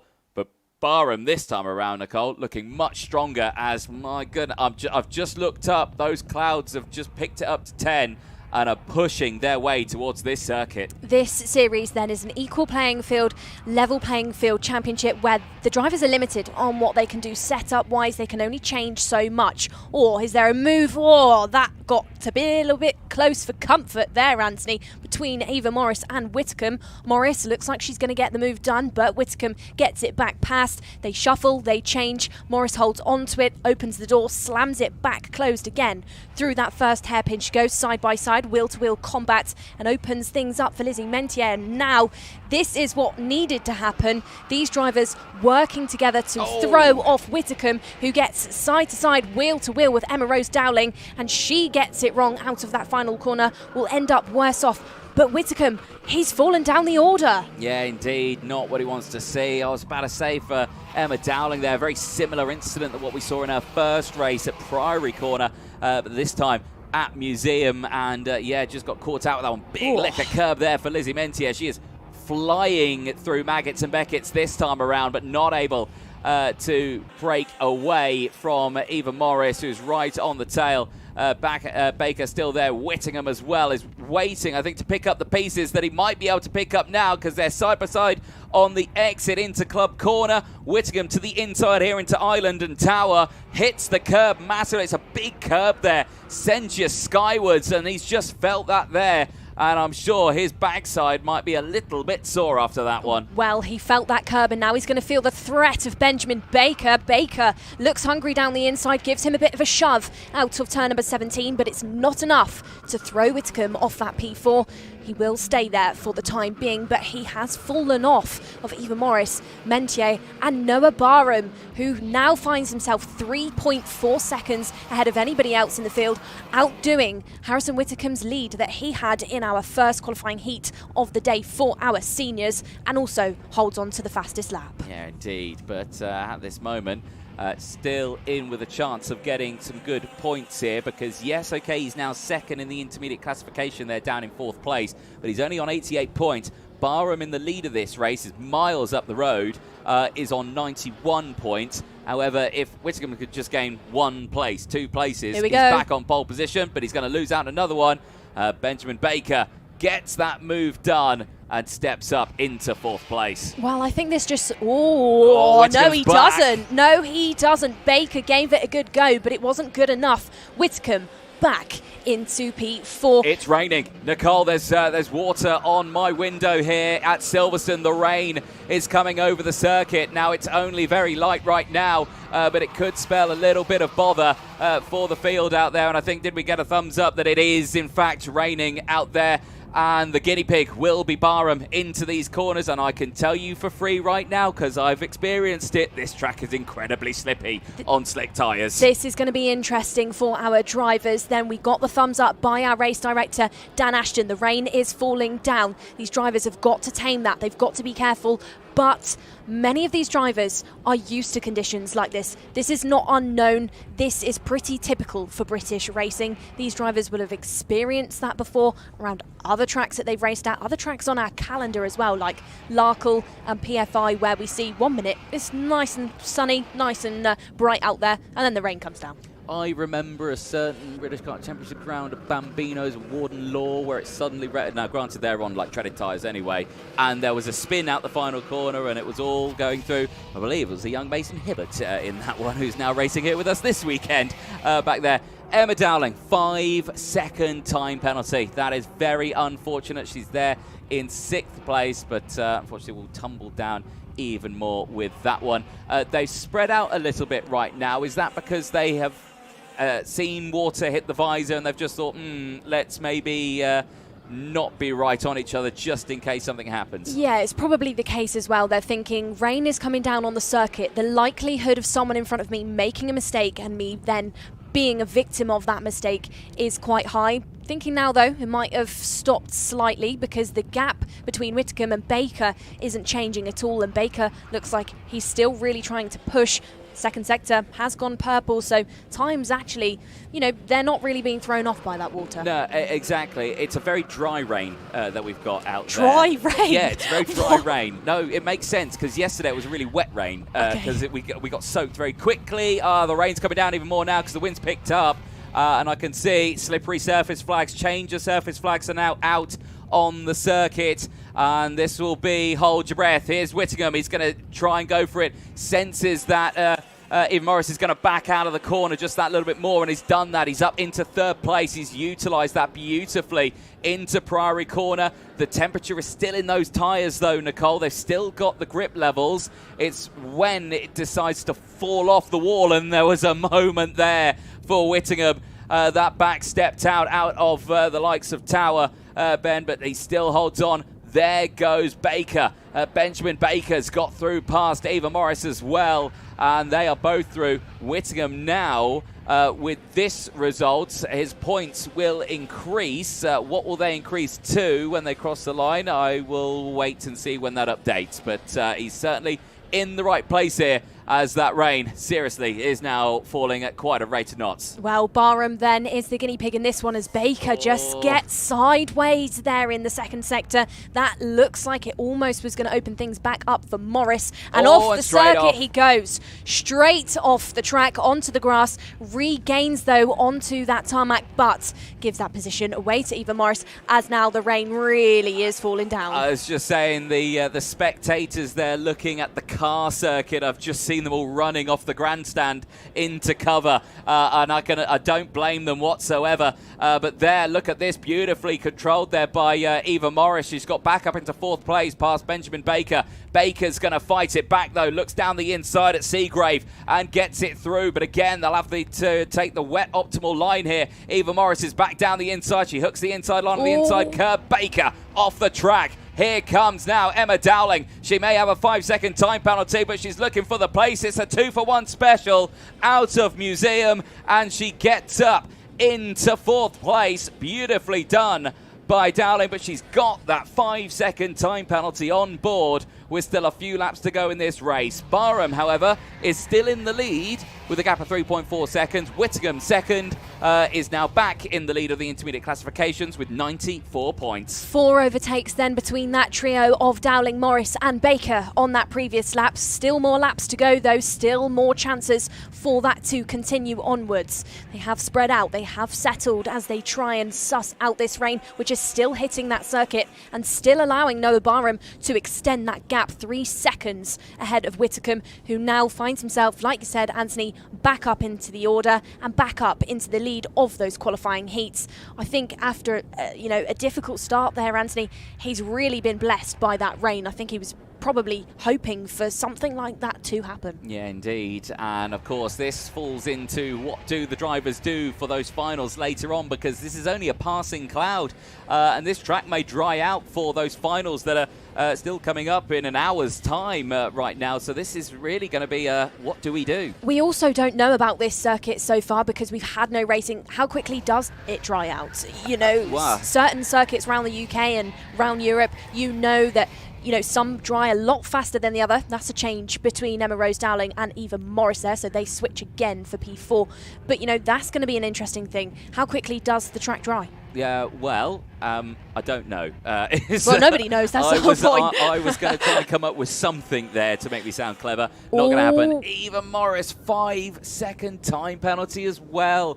Oh, that's going to put them both backwards in the order, despite the fantastic little race that they have had out there. That is such a shame there. Whittingham's closed the gap down to 1.7 seconds, I will add to this one. Barham has done a great job in the lead there, but I suspect maybe under a little bit of pressure come the end of this race, depending on who feels like they're quicker. Final lap board is out. Drivers make their way across the line. It is still Barham that leads away. Whittingham still holding there to second place. 1.5 seconds is the gap between themselves and first place. Lizzie Mentier is holding on to third place. Morris from Dowling. Baker from Surtees at this moment. We are still watching this fight between Dowling and Baker. Baker to the outside is going to try and go for the up and under out of the corner. Clips that inside apex. Quite a sharp apex curb there. You don't want to hit that one too much. There is Lizzie Mentier in third place. She's not under too much pressure from Eva Morris for the moment. There is Barham. Noah Barham here, seemingly not had much camera time on this one as he's been breaking away at the front of the field. He brought it back down as that rain fell down, but he's had it under control here. As he crosses the line, he wins race 2, but it's Harrison Whittingham who will, with that second place, secure pole position for the final later on today.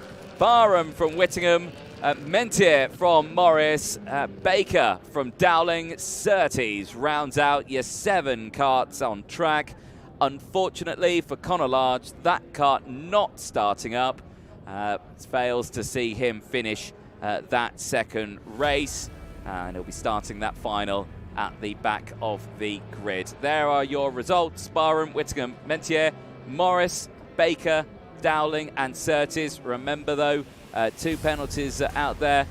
Eva Morris with a penalty And unfortunately as well, Emma Dowling also with a 5-second time penalty.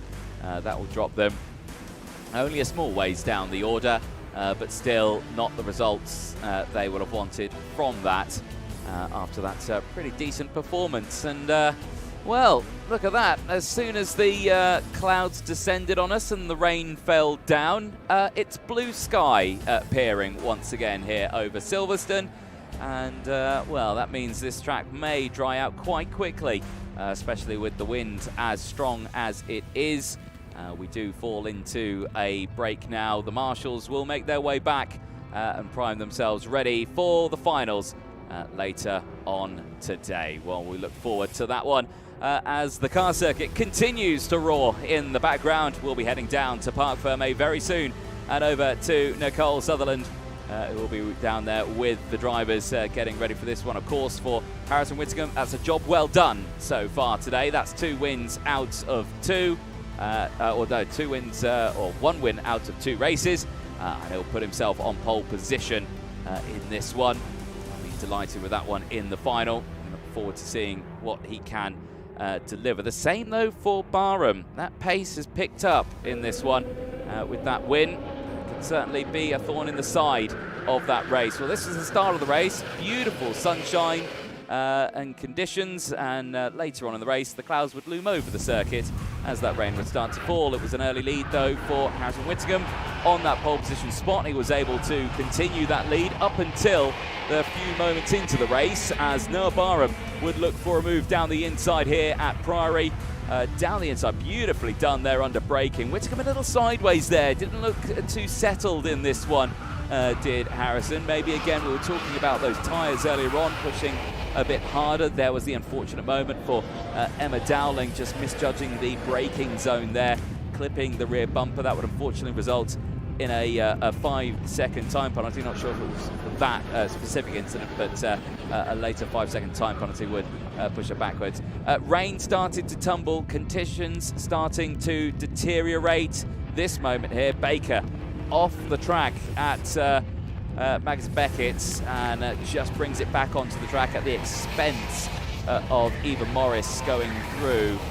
Eva also at this point of the race also did pick up a 5-second in-race time penalty, which will put her back in the order. Checker flag went out though to Noah Barham. A very deserved win there, will secure a front row start for the final later on today. The senior final starting 4 o'clock local time here in the UK. The final starting at 3 o'clock. So make sure you don't miss that one. Let's head down though to Parc Fermé and over to Nicole Sutherland.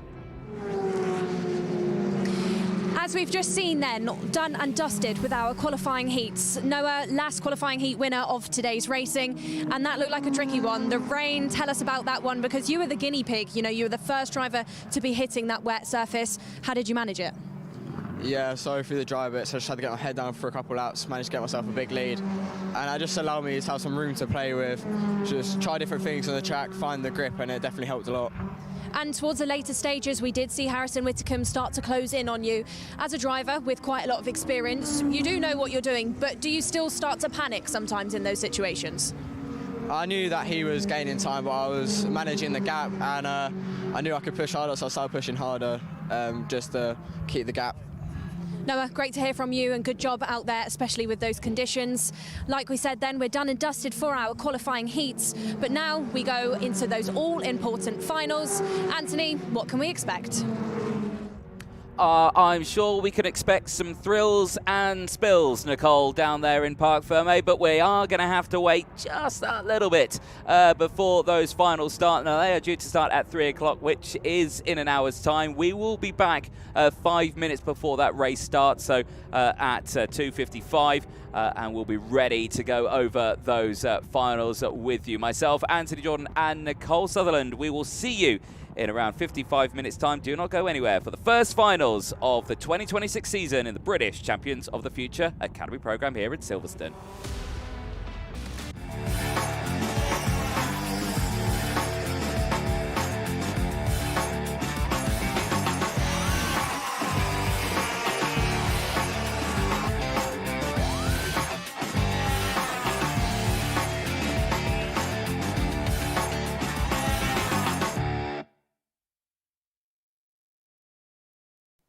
We've had to wait a while, but it's time now for the finals. 3 finals ahead of us here for the British Champions of the Future Academy programme at Silverstone for round 1 under, at the moment, lovely sunshine here at Silverstone. Like we say, 3 finals for mini, junior and senior are about to head to the circuit for the first time here at the Silverstone kart track since it was finished building in about, 2 weeks ago, I would say. It's a brand new circuit here in the UK, a long-awaited circuit here in the United Kingdom, and of course here at the Silverstone circuit, the home of British motorsport. It plays host to multiple different brand events, including, and not forgetting, the Formula 1 World Championship, MotoGP, WEC in previous years as well, and many, many more indeed. And now, forget all about those big grand events, because now it plays host to this, the Champions of the Future Academy programme here in the UK. And the juniors are heading out on track first for their final. And remember, for these drivers, it will be their longest race of the weekend. They will do here 15 laps ahead of the junior field as they get themselves primed and ready. And what a day it has been for them as well.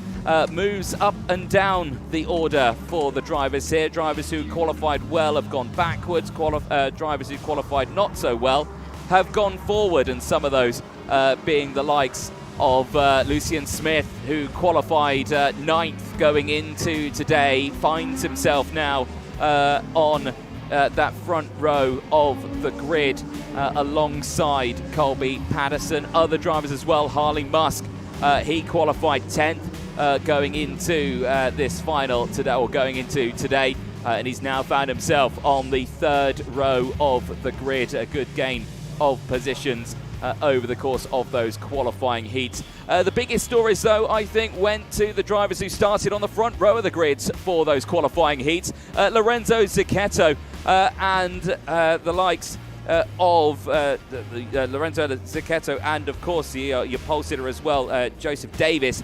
They've gone down the order a little bit in this one. They didn't have the best getaways in the early races. They dropped themselves backwards, but the good thing that we can see on this one is they are still in a prime position, ready for these races. The biggest question is, who will take that first final win of the 2026 campaign here at Silverstone?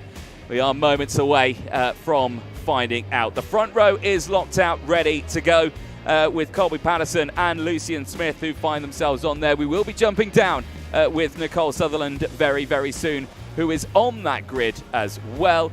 She'll be chatting away with some of the drivers who right now are still in that championship fight with 3 more rounds to go. We'll head down to the grid now and over to Nicole Sutherland.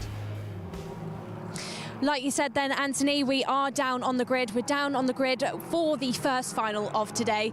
The wind is still out here for the drivers, but the sun's come out. It's shining once more. That rain looks like it's holding off. We're going to start this walk then with Lucian Smith. Lucian, good day so far for you today. You know, it's not home soil because nobody has been on this track before, but home country. Does that give you a bit of confidence when going into a race like this? Definitely, yeah. Some other drivers, they aren't used to like the driving style that here in the UK that we have. It's just so much more, it's just different. There's so much more more speed, it's so much more technical, and so I think it's definitely a boost against some of the other competitors.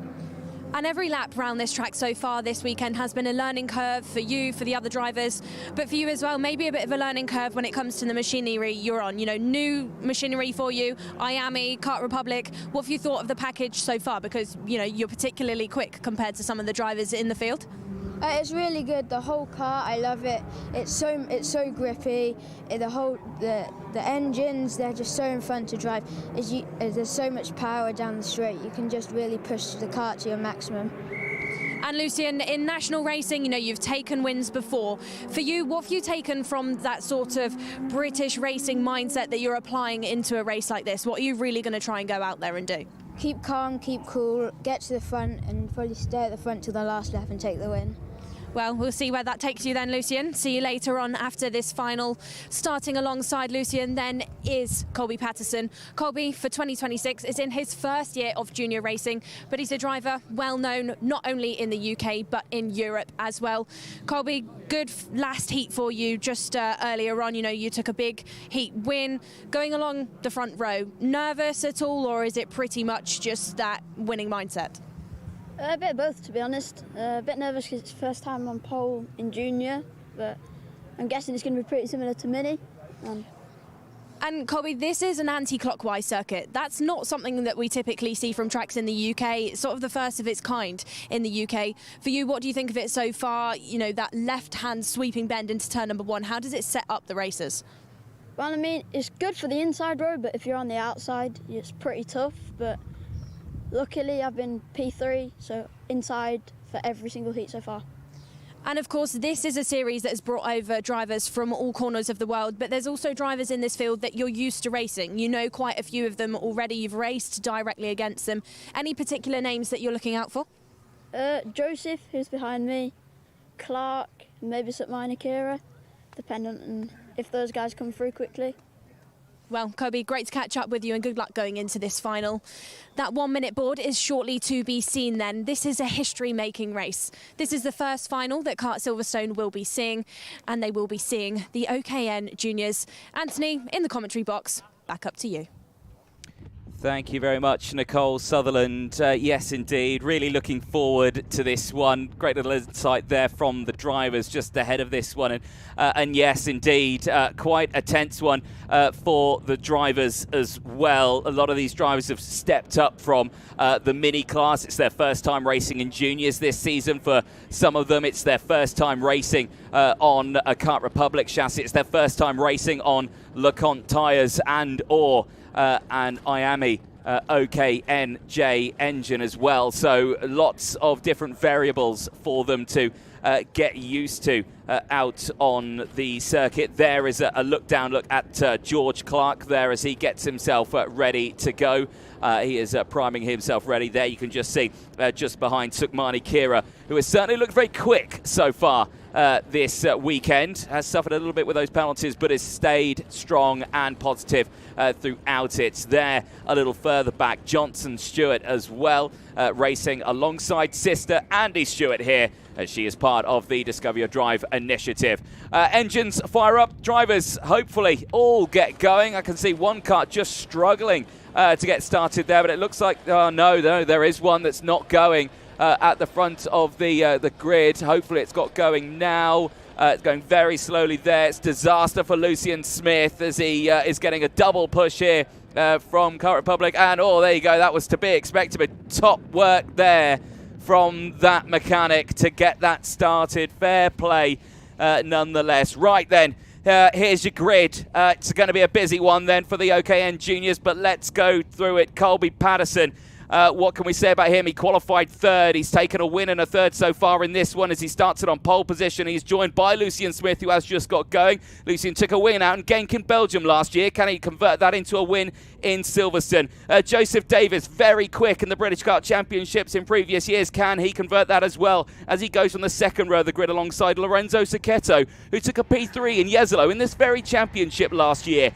Row number 3, Harley Musk, again, fast mini driver. He's now up into the juniors. Can he deliver from that third row of the grid? He's got George Clark alongside, also very strong in a junior kart so far this year as he's been racing in the Wilton Mill Kart Club, Trent Valley Kart Club as well as British as well. Row number 4, Leo Livings. He took a win at Wilton Mill last year. Can he do the same here? And then Sukmani Kira, only a week ago, took a P2 in Zawera in the IAME Euro Series. Can she convert that fourth row of the grid into a podium as row 5 sees Louis Ratcliffe and Max Boshoff? Part 2 of your field then is started on P11 with Andy Stewart. She's promoted herself after qualifying P16. She's starting alongside Harry Taylor. Row number 7 will be F1 Aston Martin's Ava Lawrence alongside Johnson Stewart, younger brother of Andy. And shortly behind those drivers on row number 8 is Ashay Nagura with Oliver Brunt.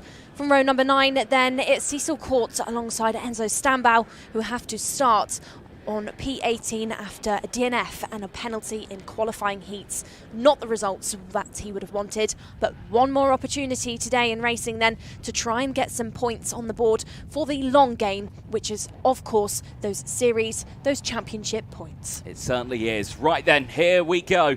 Out of the final corner into the tram lines. It's a bit shaky at the back of the field. Are we racing? The answer is no. Dan Ashton sends them round one more time. It's our second false start of the weekend. That also allows then Anthony Lucian Smith to try and find his feet, try and find his rhythm after that shaky start of almost not managing to get that kart, that IAME sprung into life. He will try and hunt down that position once more, just trying to weave his way past some of these drivers to get back up to that front row. Indeed, it also means that those clouds in the background get closer for the drivers over the course of this race. Remember, this is their longest race they're going to do this weekend. 15 laps they've got in this one. Compare that to the 9 laps they had earlier on in those qualifying heats. So a lot more laps to try and get in on. Meaning that they've got to, again, manage the tyres, manage temperatures, everything like that. And, of course, with clouds looming over, may have to manage a little bit of a greasy circuit as well. Hopefully the front of the pack slows it down. Again, they're very spread out here. They've passed the theoretical red line that is the Marshall Post 13. No overtaking beyond this point. They're getting to formation, 2x2 rolling start formation now, which they have got as they now enter back into the start-finish straight, out of Farm Curve then, into the tram lines. It's lights out, fights on in OKN Junior towards turn 1, and immediately you're seeing there Colby Patterson sweeping to the opposite side of the track to cover off any advantage from that outside line. Lucian Smith has not been able to get that kart down the inside, but has still held on to second place nonetheless. Patterson in the lead as they go through, as one of the karts goes off the track. I think that might have been the likes of Joseph Davis, who has, I think, got it back onto the track. There's Lorenzo Zucchetto holding on to 5th place right now as they exit out of bridge and up the hill for the first time towards Priory. Well, that was Davis then that just got caught out on the grass, and I think that was maybe Zucchetto forced by Smith. Zucchetto down the inside then. Zucchetto almost over the back bumper then of the driver ahead, but he did have some good results earlier on, took that heat win, is now hunting down drivers continuously getting caught out. Leo Livings now being one of those through the first and second hairpin. Livings will try and string it back together, but he has dropped 2 or 3 positions.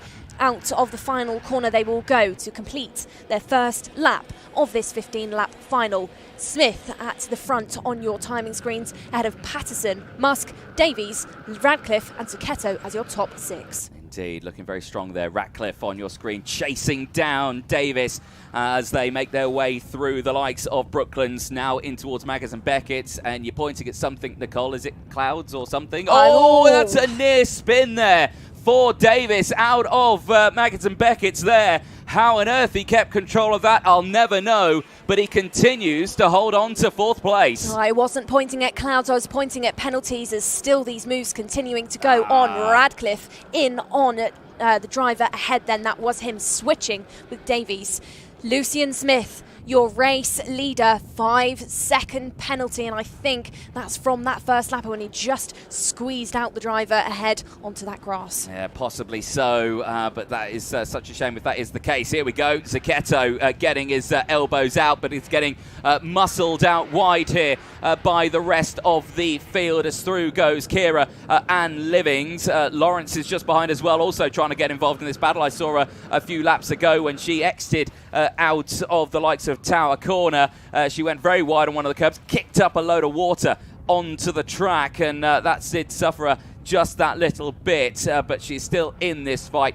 Musk also looking quick, fastest driver out there, sitting in 3rd place. Nicole is only 0.8 of a second behind the man who's in the lead, and also with that 5-second time penalty. You just hinted to something then, Anthony, that water that still will exist on the track in certain points, on the rumble strips especially. The drivers have got to be careful to not kick that up over them, get too much of it on the tyre, and then make it hard work for themselves on the next corners.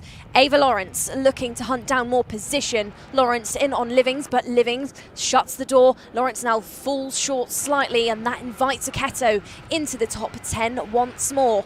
Smith out there in the front trying to gain position, trying to gain time, just under a second clear, but he has got that 5-second penalty as the rest of the field now just start to sort themselves out slightly. Nobody hunting for a move in turn number 1 as Zucchetto still trying to go for it. Yes, indeed. Again, everyone pushing hard now in this race. We are lap 4 of 15 right now, and everything seems to have settled to a moment as they enter into bridge now. Once again, they'll climb back up the hill. No real lunges or advantages from the drivers here. Musk, who's now up into second place, I will add, closing in on Smith once again, is still the fastest driver out there. Gap still holding at 0.8 of a second, so Lucian Smith is still in a safe spot, but of course when it comes to the checker flag, if he's there only 0.8, he will fall back into that field. But right now, they are still all nice and calm. Loving the stuff here, though, from Andy Stewart. Nicole, after that drama earlier on with getting squeezed out into the pit lane, fighting back in this one. Yeah, Andy Stewart then is competing in the International Series as well. She did have a podium in Valencia just a couple of weeks ago. Now she's in Britain, she's trying to replicate that. Sukmani Kira, the other Discover Your Drive initiative back driver, goes purple. Kira is currently sat on the road 8th, just trying to find her way past George Clark, but she has got some time to try and bridge that gap. Andy Stewart is your driver just there on the screen, exiting out of that second sector, but she is under some pressure as Davies is trying to find himself get back up the order.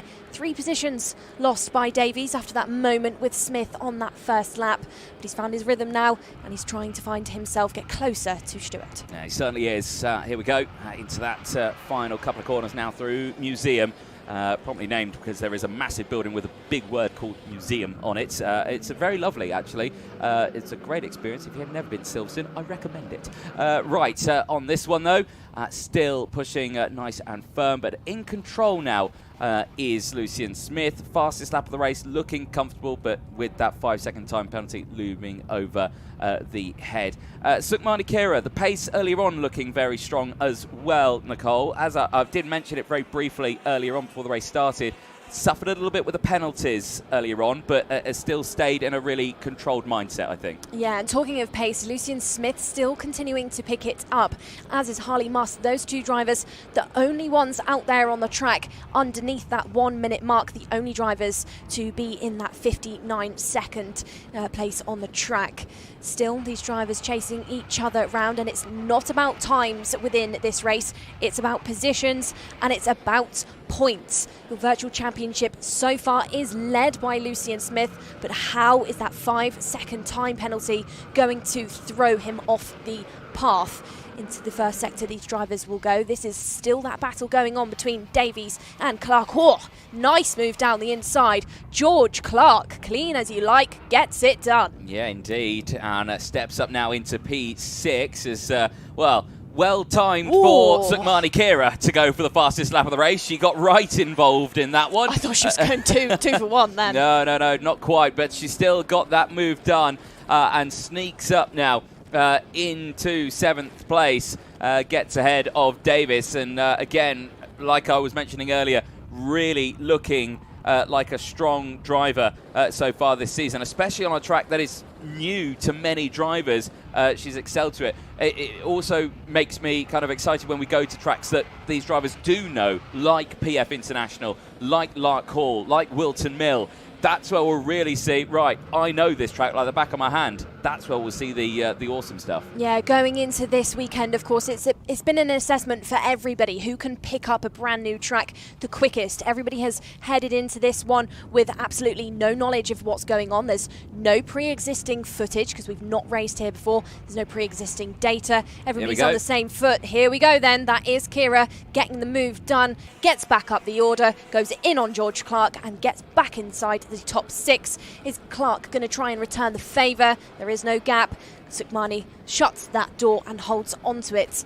But going back to what you were saying then, Anthony, yeah, tracks that these drivers are particularly used to, Clark and Kira will be two of those. Yeah, indeed, and seemingly liking bridge turn down there at turn number 8, so clearly showcasing some good speed through there.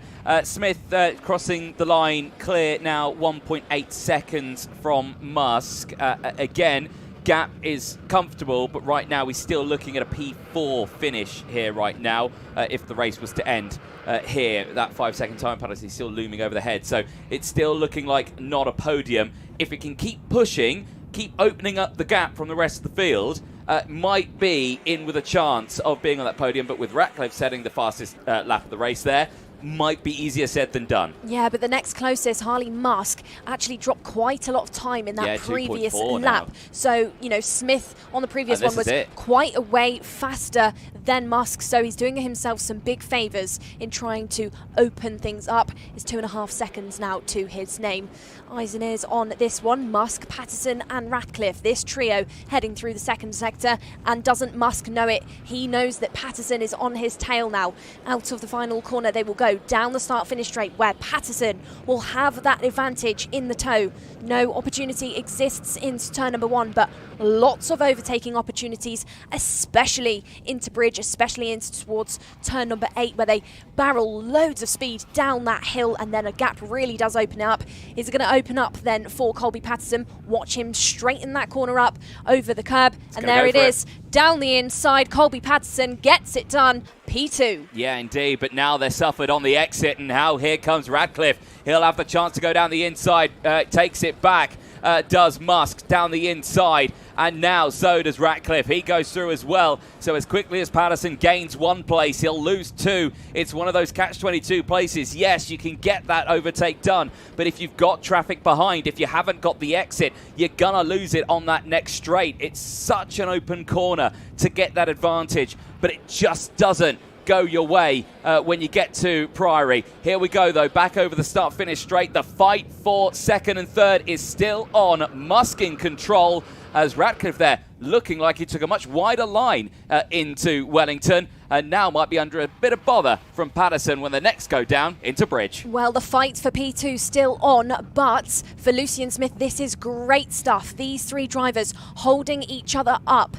costing each other time, is allowing Lucian Smith to continue push forward.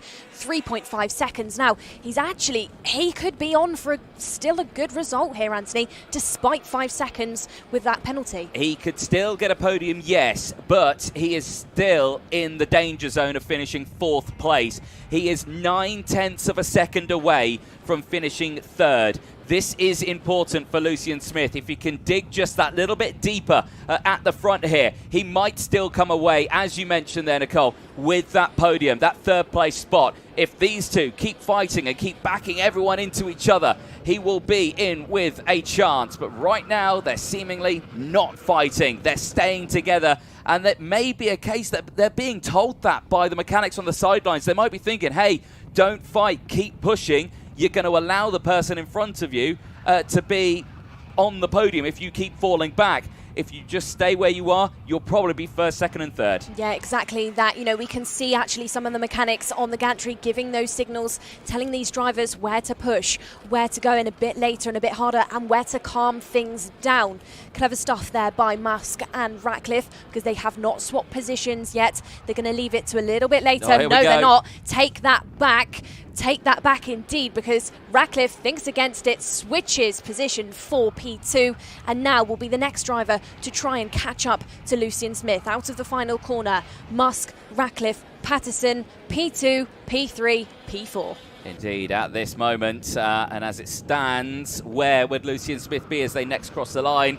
Another 0.6 of a second is what he needs if he wants to be 3rd in this race. The current race leader has an advantage of just 4 seconds from Louis Ratcliffe in 2nd place. However, it is not Ratcliffe he needs to worry about. It is the likes of Harley Musk and Colby Patterson. They are still less than 5 seconds away from that. And if he crosses the line, that 5-second penalty will put him out of podium position. Wide for Ratcliffe. he might lose time there. This is not what they want from the drivers behind. They need to be pushing forward now. Anthony, look at that gap. It's now 4 seconds huge between Smith and Radcliffe. He's doing 4.9. a great job out there to control this one, to try and gain some time, try and gain some field. He knows that that 5 seconds could throw him down the order, but he's doing a great job actually to not let it throw him off. Now it drops back down, so is he getting a bit excited? Has he just pushed slightly too hard? But momentarily there, it was looking very good for Lucian Smith. It was that third sector, Nicole, that third sector on that last lap. It was a whole second slower than the drivers behind. He lost a big chunk of time, and that's put the gap still. He needs 0.2 of a second to be on the podium. This is what it's all about. Lucian Smith at the moment, he's all on his own right now. He's heading into Island Tower. He's about 2 corners ahead from the drivers he is fighting in this group just behind. That's the fight he is going to be part of, and look who's closing in on that fight as well. Sukmani Kira is there to try and get involved as she's just gone purple in Sector 1 on that previous lap. She's seen that they are fighting. She's seen that they're scrapping. Thinks all about trying to get those positions back as they try and go for it. They're on the final lap then. What is the new gap? Lucian Smith is clear by, he's got it. He's clear by 0.2 of a second. Lucian Smith right now, despite that 5-second time penalty, is looking like he could still come away with a podium here. But for Radcliffe, for Musk, for Patterson, they are still fighting for a chance to be P1. Radcliffe here, he might not even know it, that theoretically he is leading this final and will win the first final of the championship here at Silverstone. There is Lucian Smith. He is in the lead, and his lead is good. He is clear now. He will finish third no matter what happens with that 5-second time penalty. He'll cross the line in first. He'll celebrate, I'm sure, but he'll have to settle for third place on the paper.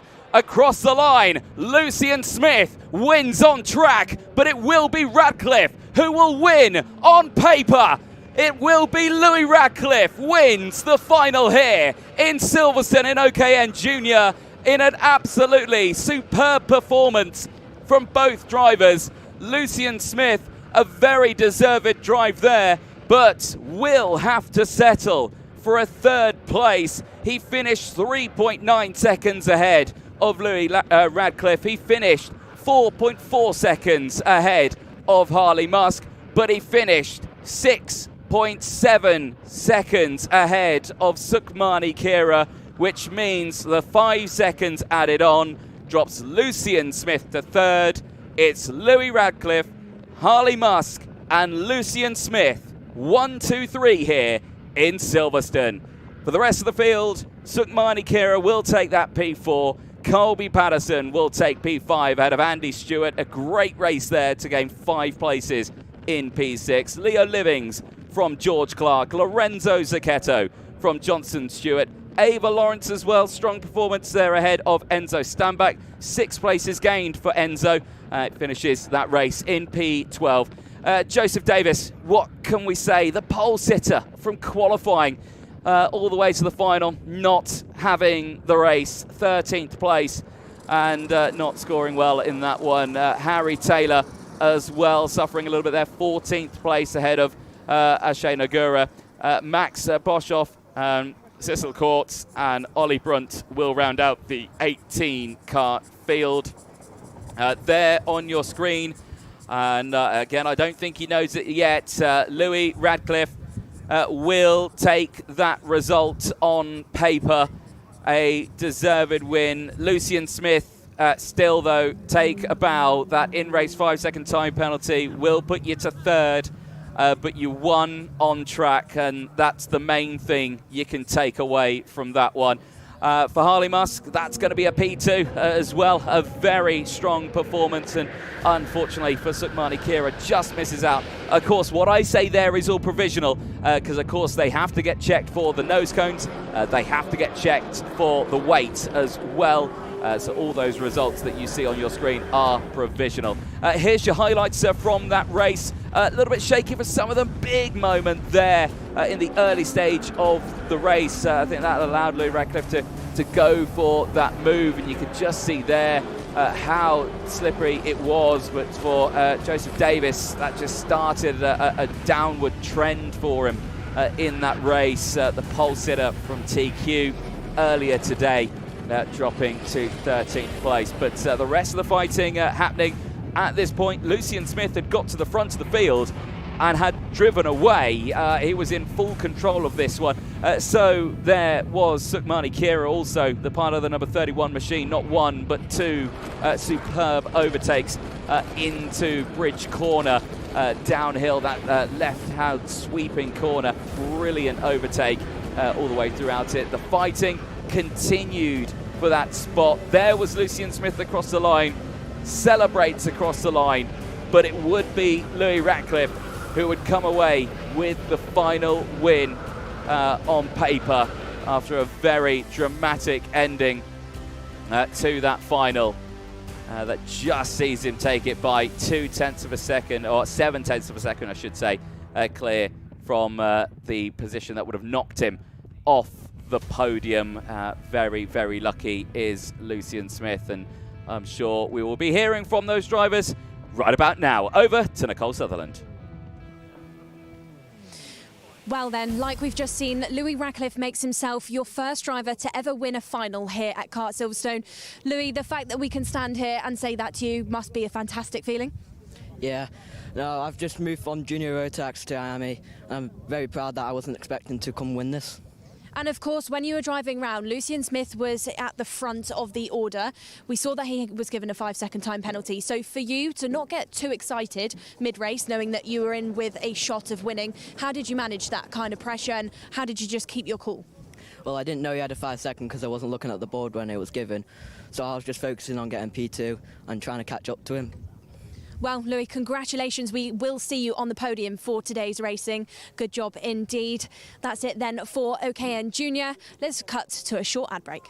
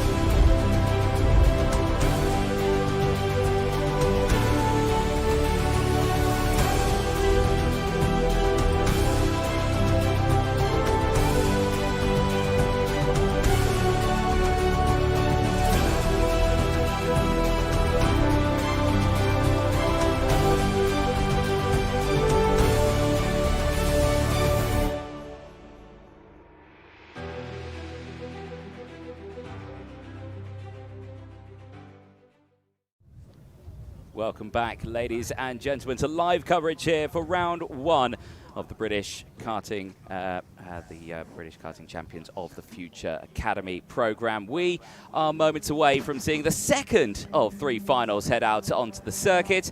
Next up will be the Mini 60 category that will be next to head out onto the track. The biggest grid of drivers in this one that will see 28 of them do battle here at Silverstone. The conditions still pretty chilly out there, I would say. Air temperature of only 9 degrees, but the sun does shine. The clouds have dispersed. It's beautiful blue sky above the circuit now as we get ready to go racing for this one. And you can see there the Minis priming themselves, ready to go for this one. Still going to be a very frantic one because, again, as we mentioned earlier on, a lot of drivers stepped up the order, a lot of drivers fell down the order from qualifying. And for this one, we see the likes of Alfie Davidson, who starts it on pole position. You have to remember, Alfie qualified this 11th fastest this morning and managed to convert that into a pole position for this final right now. And he had an 8th and a win earlier on, converted that into that pole, so a really strong drive. The same could be said for James Roots as well.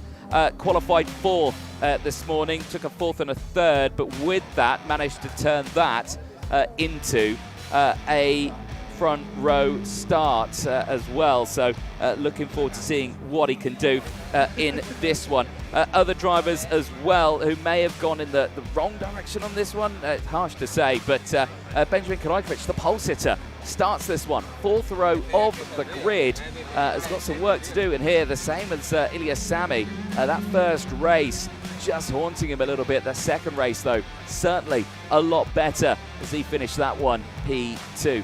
There on your screens, you can see some of the drivers. There is Ilya Sami, just getting himself primed and ready to go. Benjamin Karakovic will be starting just ahead of him. There he is, getting himself primed and ready. But the drivers in front of him, this is where it gets interesting. 3rd in qualifying, Charles Clough. Really strong performance today, not outside the top 10. A P9 and a P4, so curious to see what he can do. Chester Fawkes, there he is. He won the first race today, suffered a little bit in that second race, a post-race penalty, dropped into 16th, but he's still ready to go in this one. And there, James Roots, we mentioned him earlier on, a P4 in qualifying, 4th and 3rd in this one. Definitely a driver to watch out in this one. Finished 11th in last year's Minimax Championship in the British Kart Championships as well, so certainly knows how to pedal a smaller kart around a lap here. Just going over to a few words of encouragement. There is Mikas Toro of Denmark. He's getting himself ready on this one. 2nd and 9th for him after qualifying 9th as well. So Kieran, a bit of hear work Dan? to be happen. Mason Hibbert as well, 18th place in qualifying. 2 6th places as well put him on that 3rd row of the grid. So again, good work from them. Then you have the rest of the field. Brody Batch as well, 6th, then 14th and a 5th also. So again, up and down results, but still finds himself in that top 10 for this final, and that's always a plus on this one. There the drivers push their way through. There is Benjamin Slavar, the youngest driver here this weekend. Definitely say one of the smallest there. It's a very, very cute looking driver there, getting himself ready. He'll be starting this one actually quite far up the order. He'll be starting this on the 8th row of the grid, right behind Yusuf Adi and Josh Hushka, who was starting a little bit higher up earlier on, but suffered a little bit in some of those results. Rest of the field here making their way out onto the track. As they go through, there was Jayan Prakash, getting himself sorted. There on your screen is Max Amit, who just had those small dramas today. There as well, just going through, is Arsha Gupta, the female champion to come out of India. Of course, she had a great run in Micro Max in the national championships back in India. Found herself champion at the end of last year as she begins her venture here in the UK, the Champions of the Future Academy program. The Minis may be the smallest and the slowest here this weekend, but they have certainly got the biggest passion out of any class here this weekend, and they are ready to show that passion on this circuit here as they get themselves gridded up and ready to go. Like we say, the sun's still shining. The clouds have let off for the moment as we race into the evening here. Local time right now is still 3, sorry, I should say. And that last race starting at 4 o'clock. But look at that, the clouds just holding off in the distance as we are ready to go racing. And I believe we might be ready on the grid as well. So I will pass over now to Nicole Sutherland, who is on the grid.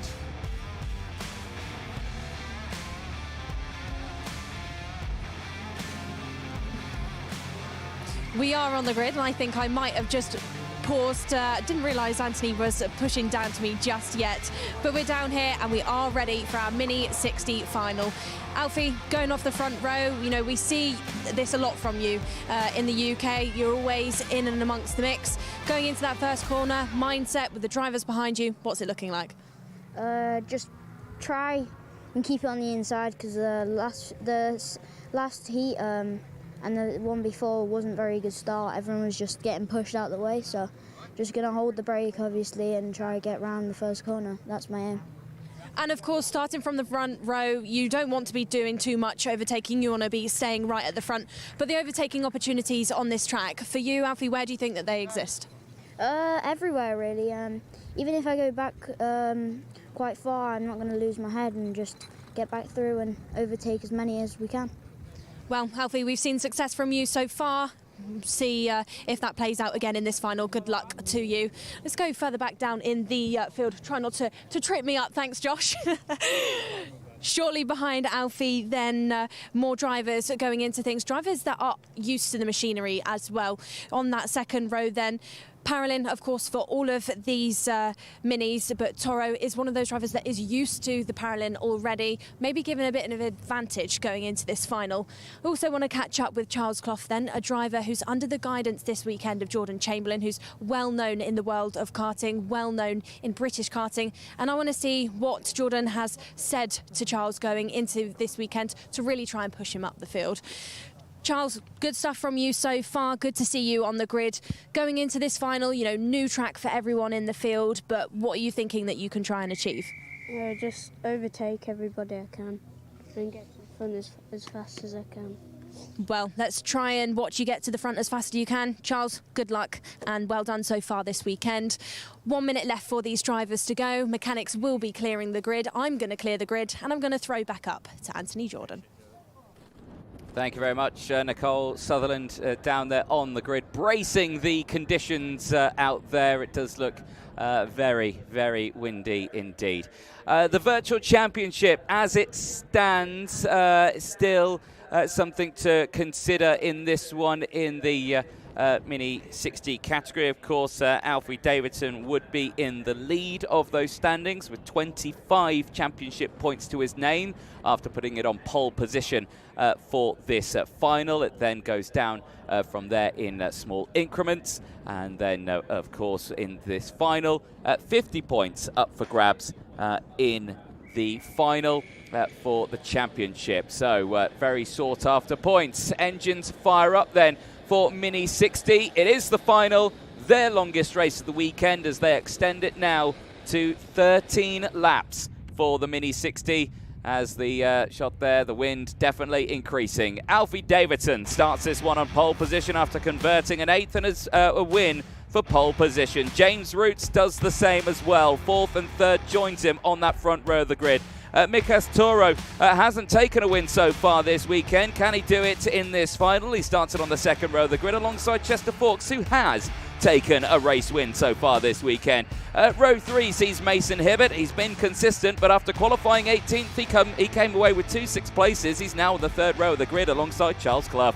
Brody Batch and Benjamin Krajkovic, the pole sitter, starts this one a lot further back from where he started the heats earlier on today on the 4th row of the grid. Albert Paulsen. And Ilya Sami is in the same position as they start from the 5th row of the grid. Albie J. Stubbs, he's a former champion in the UK. Can he convert that into a win in this final? He'll find out in this one as he starts on the 6th row of the grid alongside Teddy Murphy. Row 7 sees Josh Huska and Yusuf Adi, who'll be going from there with Austin Oman and Benjamin Savar, the youngest driver on the grid, starting from row number 8. Row number 9, then we have Noah Crone alongside Brodie Brown.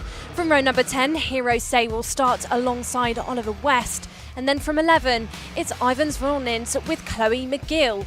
Row number 12, Oliver Say will start alongside Jack Climb. And then from 13, Ronald Vettner will be going off of P25 alongside Jayan Prakash. 14 rows in total, 28 Mini 60s. It's Archie Gupta and Max Armit that round out your field. Indeed, biggest field that we have so far this weekend, and 28 drivers ready to go out in this one. Certainly looking forward to seeing how this will progress for the drivers, but we are primed and ready to go for Mini 60 as they get themselves squared away in this one. Nicole, I do not have a prediction in this one. I'm not even going to ask the question of what you think a prediction is on this one. I just want to see how well this track will race with these drivers in a final condition under the sunshine here at Silverstone. Alfie Davidson and James Roots, they control the pace right now as we get ready to go racing. And we'll see how this one will transpire as they get themselves nice and slow here. Davidson, Roots, front row of the grid. Toro and Forks on that 2nd row of the grid. Pace is so slow, they're borderline stopping, risking this one. These engines can oil up, and you might find yourself all stalling. And hopefully that is not the case in this. Well, we'll have to wait and see. Here we go then, into the start-finish straight into the tram lines are under the control of race director Dan Ashton, who sends them away for racing as it's lights out, fights on in Mini 60 down towards turn number 1. Lightning start for the front rows as they keep themselves going. It's a brilliant start still for Alfie Davidson. I think he's managed to hold on to the front of that grid. He has, but look to the inside there. That's the 805 of James Roots, who tries to go down the inside there at Brooklands, but cannot find the space in the background as they're about 6 wide going into Maggott and Beckett. Well, Roots originally at turn 1 looked like he was going to try and hang it round the outside of Alfie Davidson, but it did not work. Davidson has got some Silverstone real estate out there in the front, heads up the hill and is not challenged like the drivers further behind who are battling it out for position. Now then, Roots at the front end of the order has settled down compared to that first sector as these drivers are trying to battle it out for this race win. This will be the first Mini 60 final, of course, in the history of this circuit. There's that added element of pressure for our field. Ilya Sami is another driver who will be trying to force his way through after some bad luck earlier on in the day. So it is Davidson out there in the front ahead of Roots, Hibbert, Toro and Cloth as your top 5. Indeed, still looking very strong indeed. Big movers throughout that field. A couple of drivers did lose out, but still gained. Austin Oman is up there, 3 places gained. Brodie Brown is on a 5-place gain, same as Ollie West. Jayan Prakash also a 6th-place gain right now as Ilya Sami has got that move done past Charles Clough and is up into 5th place now as, oh dear, some names tumbling down the order there, Nicole, as the racing certainly getting fierce. A big name tumbling down the order, of course, Karajkovic, driver that polled it earlier on today, has tumbled down to P28. It has not been Ben's day. No, it certainly hasn't after a great performance in qualifying. Just seemingly not going the way here. Davidson in a spot of bother here, Nicole. We have seen drivers being able to break away in the minis. This time around, he has got the very close company of James Roots. Now, will there be a working together at this point in a mini final to try and just break away from the rest of the field and wait until the last lap or so to then fight it out? Well, it's a big question, of course. There's no team game that goes into this one, but these are drivers that know each other well. They've raced against each other at home, so maybe that could throw something in there. They might wait and try and push ahead of other drivers in the field. For now, though, an opportunity could exist in towards turn number 8, which is a hot spot, but Roots thinks against it. I would say a gap could have been there for him to try and force open, but he doesn't. He leaves it. He stays in P2 ahead of Hibbert. Yeah, he certainly does, and keeping an eye on that fight as they exit out. Look at this, that's a good exit there for the likes of Chester Fawkes. Sammy seemingly looking like he was running a little bit wide there. Fawkes trying to go for that lunge. Defensive posture there from Toro. That's put him into the clutches of these drivers behind, who utilise it massively and sweep their way through. Well, Toro, a driver then that typically uses Paralin when he's racing over at home. He knows the machinery and he's trying to use that to push through the field. Here he goes then, Ilias Sami trying to find a way past. And at turn number 1 does just that. Sami looking for some moves, looking hungry, and gets up into the order. Was P6, now P5. Clough trying to return the favour though. Busy between these four. You could get, honestly, 16 karts wide going into that corner in Mini 60, and that's why you see those random little racing lines that appear. So many different chances to go for it. If you're not fighting anyone, you could take the widest line possible, massively open up the corner, and gain so much time going through into Maggotts and Beckett's. But if you're in a racing scenario, you just don't want to do that. It just opens up someone to just fully send it down the inside, and then it's a really actually quite tricky corner to get right when you're racing. Yeah, absolutely. LBJ Stubbs is the driver that just popped up on your screen, trying to hunt down to the back of Charles Clough. Stubbs, great success in National Series, was before one of the younger drivers in this field, and one of the drivers that's trying to get up further into that top 10. Eyes and ears back on this one though. Ilias Sami still trying to push his way to the back of the front pack, but he's got some ground to try and make up, and he's got some pressure now because Chester Fawkes once more looks like he's trying to pull something out of the hat as Mason Hibbert goes fastest. Hibbert is that driver in that trio at the front that still includes Davidson as your race leader. It certainly does, and Hibbert, like you say, fastest driver out there, is utilising that, not directly behind, but utilising that slight toe that he'll be getting from those two drivers just ahead. Toro seemingly on his own a little bit there in P4. Then you've got the big battle for 5th place all the way down to 11th place, which confirms Sami, Fawkes, Hushka, Clough, Stubbs, Krona, as well as Oman. They're all racing for that position, and again, you may think that they're miles back. They're 2, 4, 5 seconds behind. Trust me, in mini racing, that's not a lot, especially when these three will inevitably start fighting. Yeah, this trio, still Davidson, Roots and Hibbert, nothing in between these three drivers then. Caught up with some of them earlier on, they said the track's actually quite physical, but it's flat, it's not bumpy, so it's a different type of physicality. And with a long race like this, the longest race they've done so far this weekend, we're really going to see who is tested, who's got that fitness to try and hold on to things. But it's looking like it could be out of these three because they've really, really pushed away now from Toro, Sami and Fawkes. Yeah, they certainly have. Right, we're in that early mid stage of this final. Still Davidson, Roots, Hibbert in control of this one. Looking further back in this field at drivers who have made good gains in this one. We've just seen the likes of Noah Krona and Austin Oman. They've just made the move on Albie Stubbs. That's demoted him down to 11th place in this one. Biggest mover out there at the moment, though, mentioned the name earlier on, Jayan Prakash there, Nicole. Really, really strong performance, a 10th-place gain. Yeah, good stuff from Chloe McGill as well. McGill didn't have the time qualifying that she would have wanted earlier on in the weekend. Actually qualified 27th overall, but now finds herself continuing to make up places. Finds herself P15 for the time being. Let's watch as this one unfolds, because it's looking like it's starting to light up a bit now, Anthony. Davidson, Roots and Hibbert still trying to push away from the field, but Roots there, I think he's trying to suss out Davidson now. I think you're right on that one, because again, they're sussing out each other and still sussing out the track itself. They're still trying to find that little bit of time they could possibly gain here, there, or everywhere. And right now, yeah, we are still seeing that. The gaps behind, again, are still, they're holding as well. They're holding at 4 seconds. They're not falling back just behind. So the pace is kind of halted right now. They know they're not breaking away. This could trigger a response from Roots and Hibbert's behind. They might think that, right, okay, you're not being able to open up the gap even more. We will take that away.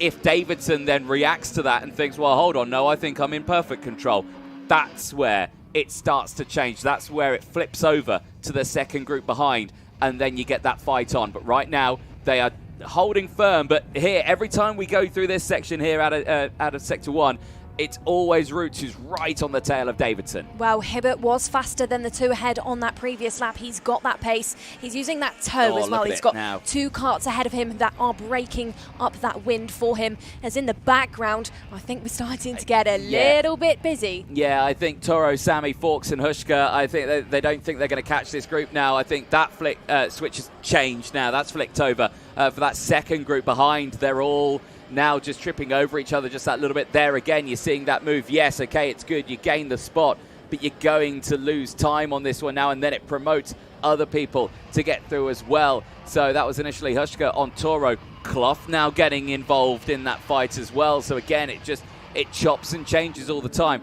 Crucially, you can see Sammy and Forks, they've actually managed to break away from that group. Now they're working as a duo. They could do something about this, but you can see already from it only being 3 to 4 seconds, it's now over 5 seconds now, the gap between this group and the trio up ahead. You mentioned a name earlier on in the race then, Anthony. Jayan Prakash. 10 places now for Prakash to be in P16, so a good promotion up the field. I think that's a job well done to try and round out Prakash's day if he can get through this second half of this race. Oh, big send down the inside. That's a nice little move on top of the hill, but a move that's trying to be returned. This is Clough and Hushka going for it. Hushka tried to pull it out the bag, but it wasn't quite enough. Now goes for it again. Does he try and get it switch back again? That just shows time and time again through these hairpin sections how quickly these drivers can actually pick things back up and how quickly they invite other names into it as well, because Austin Oman, look at him arrive through that final corner. Oman passed 2 there out of the second sector. Jos Hushka and Minotauro there lost a lot of time out of that final corner. They ran wide onto that exit curb, and I can speak from experience, that really does slow you down around the lap here. So you do need to be careful on that one. Seemingly though, again, it continues to then open up the gap to the drivers up ahead. We will have to wait, I suspect, until lap 11 or 12 for Davidson, Roots and Hibbert to really go for it. We see this time in and time out over and over in mini racing or cadet racing or whatever you like to call it. They're always like that. They're like little NASCARs as they race. Well, earlier on in the race then, Karajkovic, our pole sitter for Mini 60, earlier on dropped all the way back to P28. He's now on a promotion. He's up to 19th now overall. Can he, will he break further up in the order? I think he's on a good charge. He's got some great pace to try and get ahead again. Here we go, turn number 1. Challenge is on between these two. Yeah, Roots tried it there, and a look to the inside at turn 1 just to suss it out. Now Davidson's gone defensive. We had to wait for this fight, but now as that battle buffer that they've opened up of 5 seconds, is it going to be enough to keep that second group behind? Remember, Sammy and Forks, they're still working together. Davidson goes defensive. Hibbert takes the wider line. He's going to try and carry the speed through bridge and up the hill, but he's not quite got it here. In towards Priory they go. Is this going to be a lunge once again? Well, it looked like they were going 3 wide there, and look at the up and under. Beautiful exit there for Roots and Hibbert. Davidson caught sleeping out of Priory there. drops down to third. I would say that was slightly self-inflicted there by Davidson. Ran slightly wide on the exit, and that just gifted things to Roots and Hibbert. Hibbert then loses the position almost once more, side by side into the final sector they go, but Roots holds back onto it as Davidson weaves his way past once more. This trio then out the front. This is the point in the race where they light up. Defensive posture there for Roots into the first corner, holds on to it. Davidson's going to be challenged by Hibbert, and they're doing something now, Anthony. They're inviting Sammy closer and closer, because now you can see him at the back. Oh, he's off the track. Off the road. Off the road. We've got our previous race leader completely off onto the grass. That is disaster there for James Roots. He was looking so strong, and he tumbles down to 7th place. And as we said it on, was 5 seconds going to be enough? The answer was no, it wasn't going to be enough, because now, as we mentioned, Sammy is right there. He's only 0.8 of a second off the back of this one. Chester Fawkes is only 1 second off the back of this one. So is Charles Clough. Kroner's there as well. Roots also still has a chance on this one. He's still part of that lead group if they still continue fighting, but they won't be able to fight here. There's yellow flags out there. Did I just see an overtake? I don't think they've passed the green flag yet, but they've got in race conditions now. That's a tricky one. We'll have to keep an eye on that one, but it's still kicking off here. Is that Toro back down the inside? I think no, it's not. It's a little further down as they're taken to the grass now is Davidson as we enter onto this final lap of the race. It's Hibbert who leads the way and is clear by 1.3 seconds from Fawkes and Davidson. That is the fight that we see here right now. It is Chester Fawkes holding on to 2nd place. Davidson dives to the inside. He covers off the attack from Sammy. Sammy gets the up and under, sails past him like he was standing still. And that is what we mean about that advantage of using the optimal racing line through Brooklands. Kroner's going to pick up a 5-second time penalty.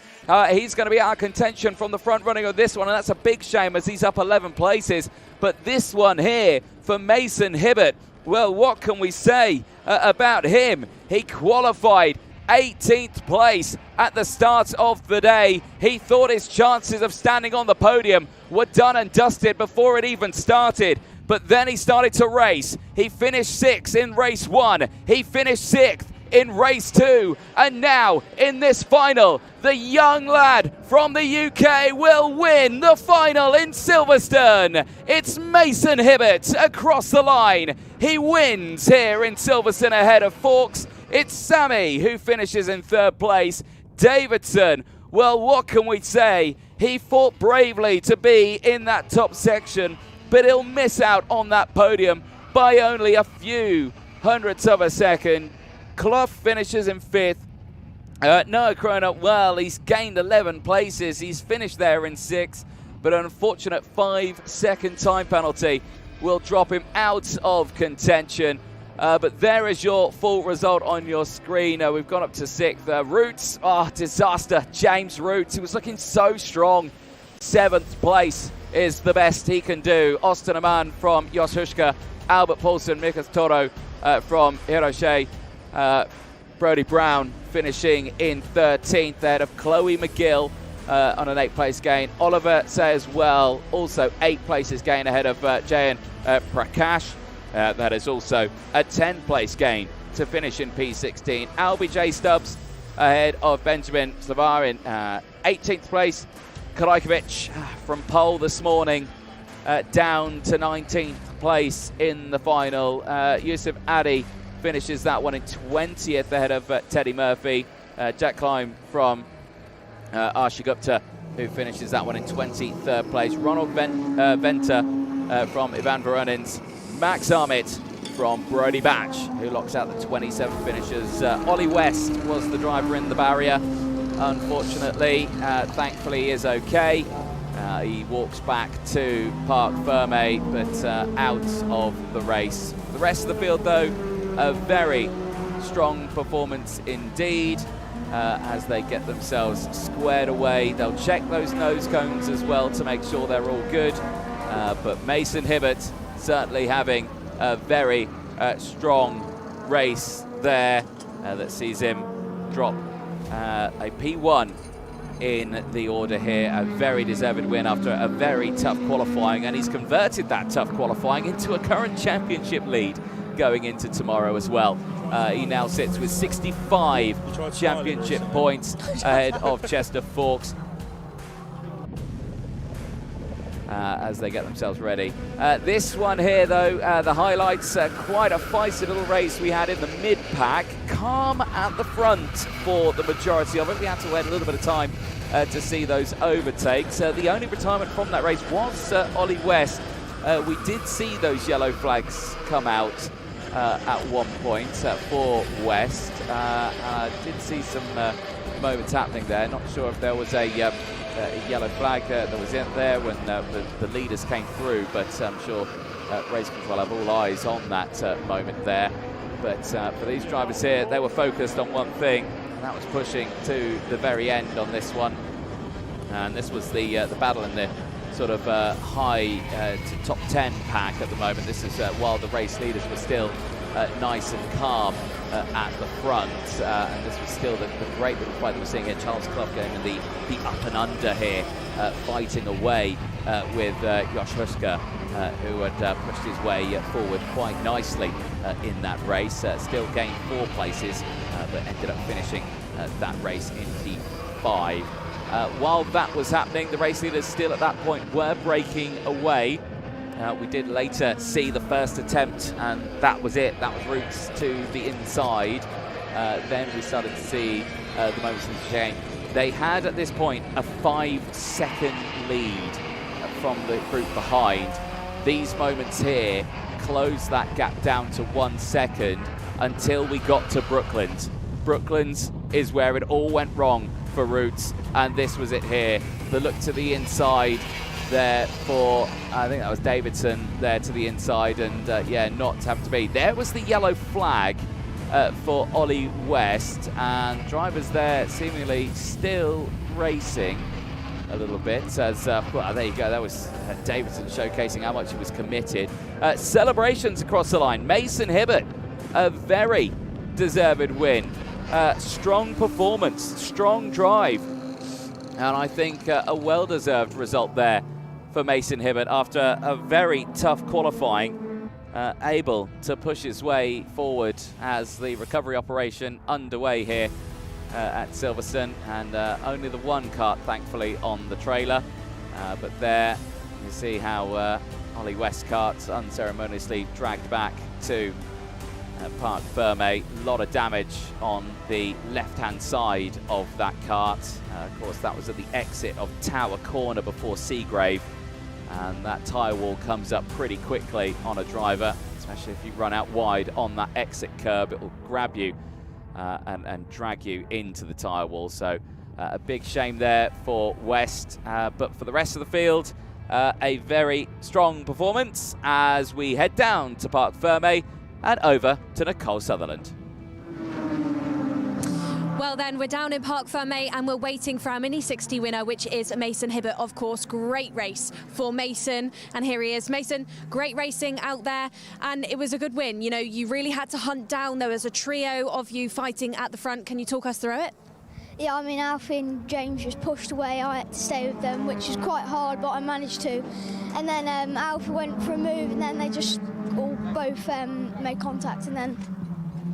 And of course, this is a new track. Nobody's raced here before. So for you, when you were out there in the front, how did you really stay calm and really manage, you know, the race and manage each of the corners? Well, I mean, this is a fast track, and my favourite track's a fast one, so it's easy.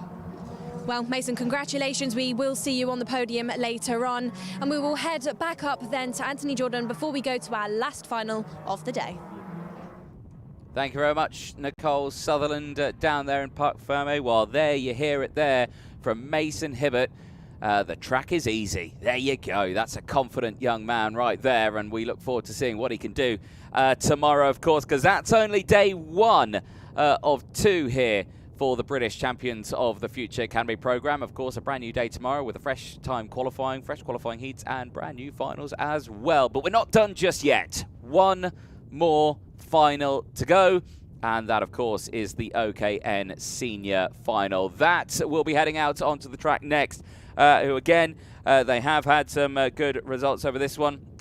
The order I think may have changed a little bit, because I was given a grid earlier on. It was document 17. I was then handed a fresh document that says 17.1. So there's been a little bit of an altercation out there, but I will try and figure out what that change was. But the grid is set still for this one. Harrison Whittingham primed and ready on pole position for this final. Last year represented Motorsport UK and the United Kingdom in the Academy Trophy around Europe in this very class as well, in the OK N karts. I can see fresh spots of rain on my commentary window.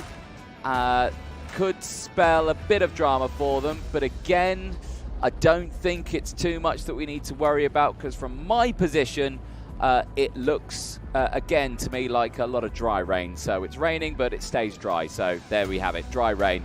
And Nicole Sutherland will be able to tell us a little bit more about how dry that rain is. Nicole, over to you. Anthony, with the dry rain thing, I'm just starting to confuse me a little bit, but what I can tell you is that it is raining. It is spitting down here on the track. Harrison, rain coming down potentially again for you, again for the seniors, going into that first corner, knowing that, how are you going to manage it? Yeah, obviously it's a bit scary going into turn 1, going into the unknown, but I just got to keep it on the track, keep calm. We were quick in the wet earlier, so we'll just see how it goes. And for you, with the experience that you have in this kart, you know, you've raced at OKN Senior before.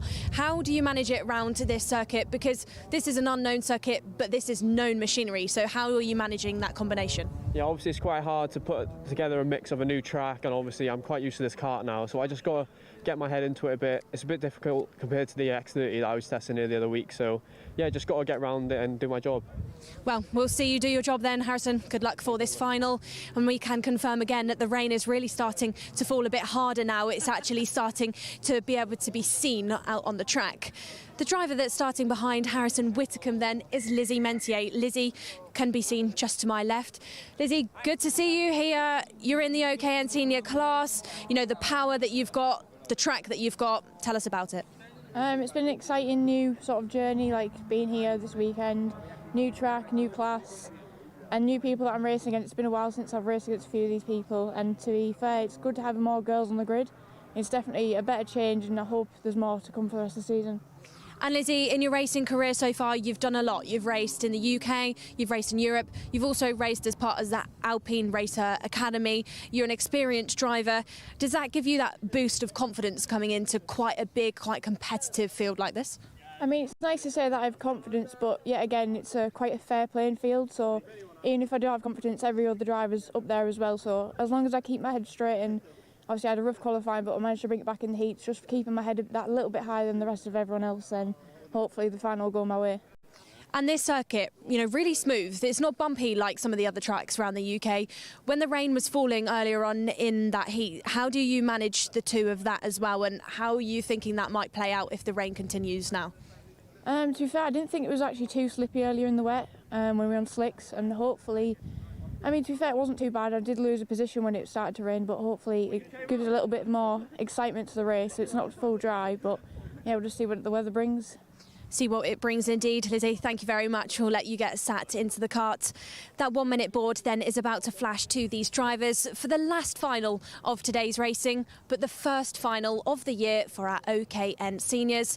Anthony Jordan, you're up in the commentary box, and I'm going to pass to you. Thank you very much, Nicole Sutherland. As you mentioned, that rain coming down, that there, Nicole, is the conversion from dry rain to wet rain when it actually starts to make things wet out in the circuit. That's what we mean. There we go. That might clear up some of that confusion. No, these drivers certainly are going to have that little bit of a challenge going into turn 1, because, again, what happened earlier on when that rain came down, they did already have hot. The tyres were up to temperature. They had temperature in the tyres when the rain started to come down. Now they don't. These are cold tyres now going into a slightly damp circuit. I don't think it's going to be too dramatic for them. I think, as Lizzie Mentier said, you know, even when they were racing, they actually had quite a lot of grip level out there. So it's generally been okay for them. But right now we'll just have to wait and see what happens as they get themselves squared away and ready to go for this race. Again, for Harrison Whittingham, great run in qualifying. Pole position, he's kept that pole for this final now. Lizzie Mentier is certainly going to be one to keep an eye on. Of course, she started on the third row of the grid in the races earlier on. Now she's starting on the second row of the grid, and we've already seen how confident she has been at the start of those races. So this is going to be an interesting one to see. She starts this one from the inside of row number 2. But let's quickly take you through that full grid then. As Harrison Whittingham starts it on pole position. He took pole in qualifying and a win and a second in those qualifying heats. He'll start alongside Noah Barham, who qualified third. He's now on the front row of the grid after a win and a third place earlier on today. Lizzie Mentier as well, good strong start to the racing. Like we say, can she convert a second row start now into a P1 potentially in this one, as she starts it second or third on the road alongside Benjamin Baker, who starts it on that second row of the grid in P4. Part 2 of your grid then. Row 3 is Eva Morris from Devon. She's starting alongside Emma Rose Dowling, who's appeared in the Champions of the Future Academy programme year after year. This, however, will be her first year as a senior. Rounding out your field then, 4 rows in total. Elliot Surtees and Connor Large will be going from P7 and P8. Connor Large then, let's watch how he gets this race start going, because he's had 2 difficult ones so far with him today. There's Dan Ashton then, our race director for the series, just giving that signal out to these drivers. Just got a text message from our man Roland, who's watching alongside Roland Geidel, joining us on the live chat, and great to see that he is watching. But no, he agrees with me about dry rain. It's raining, but everything's still dry. Oh, dry rain, wet rain. Is water wet? I don't know. I love it. But I know what I mean. I'm sure there are people who are at home on their sofas right now with a cup of tea also going, oh yeah, I understand what he means, or no one does. Right then, on the formation lap then, that rain has been and gone already. It looks like it stopped, or it's a brief covering. I don't think these drivers need to be worried about grip levels being low. What I am looking forward to, though, in this one, Nicole, is what Lizzie Mentier can do from that second row start. Her starts earlier on from the third row of the grid were really good. Can she get to the P1 spot at the start of this race? We're about to find out. Here we go, into those tram lines. Last final of the day. We're not racing. They're going around again. Oh, we'll have to wait a little bit longer. Well, you were intrigued to see what Lizzie can pull off, but what can any of our field pull well, off? Yeah, no, 100%. You know, the advantage that these drivers have got, there's only 8 of them, so you could quite literally go from the back of the field right to the front, depending on what goes on with the other 7 in front of you. You know, I would say anybody has got a shot to get up the order really early on within this race, dare I say, within the first lap. Yeah, indeed. No, it's certainly so. And there you can see, look, everyone, you be careful while you're driving on that service road around Silverstone. You keep your eyes on the road, not the racing here. Harrison Whittingham, I've got to say, that first race earlier on, super strong performance. Don't know what happened in that second race. Seemingly fell back. Did recover again in that race when that rain came down. But still, just showed a little bit of something wasn't quite right. Yeah, was it a bit of panic? Was he a bit unnerved? Was he a bit rattled that just forced him down the order? We won't really know, and to be honest, now it's irrelevant because we go into this final and he's going off pole. He certainly is. Here we go then, once again, into those tram lines. Are we racing? The answer is yes. It's lights out, fights on. It's a solid start for the inside line. Keep an eye on that inside row, because look, all on his own is Benjamin Baker, but that has not worked out from on the outside row. He has stayed there. Mentier's got up into second place. That was to be inevitable with that inside line, but she is holding off the pack already. And, well, Whittingham's seen that he's got a full advantage in towards Brooklands, and he took full advantage of that, of taking the optimal line. Yeah, Lizzie Mentier, though, into turn number 8, into that bridge full speed, and really pushes away from Barham, who now finds himself under some Eva Morris pressure behind Morris, then Baker, like you said, promoted up the field. Is he going to try and have a look through that second sector? Morris holds that white line. Oh, they almost go wheel to wheel through the entrance towards that first hairpin, but she holds him off. These drivers then will almost complete their first lap. Baker and Morris still going for it, but Eva holds on to that one. Is she? Does she? Actually, no, she doesn't. Benjamin Baker, side by side. Morris knows that she's there, into towards turn number 1. Oh. Has he got it? No, she slams the door close again, and that brings Connor Large into things. Yeah, it certainly does. He's going to try it again into Brooklyn's. Not going to work out this time. Have to think it maybe down into Bridge. Through Maggie to Beckett's they go. Keep it nice and tidy through here. Don't want to slide the rear end of the kart. You'll lose all the speed into this corner. Don't run too wide. Miss the apex massively there, did Eva. And that's just opened the door to Barham there. Just slid right through and into third place. I think that actually just highlights, Anthony, the width of the track at that point of the circuit. It really goes super wide and can be a bit misleading for these drivers. And like you just saw from Eva, she got way too deep into the corner, way too wide, and just gifted away that position. Whitcomb then out in the front, 1.1 seconds clear already. We've only just done 2 laps. Indeed, certainly a long way to go. Longest race of the weekend here, 17 laps for these drivers as we continue to see this battle for 4th and 5th place right now. Baker and Morris still fighting as NTS is the fastest lap of the race.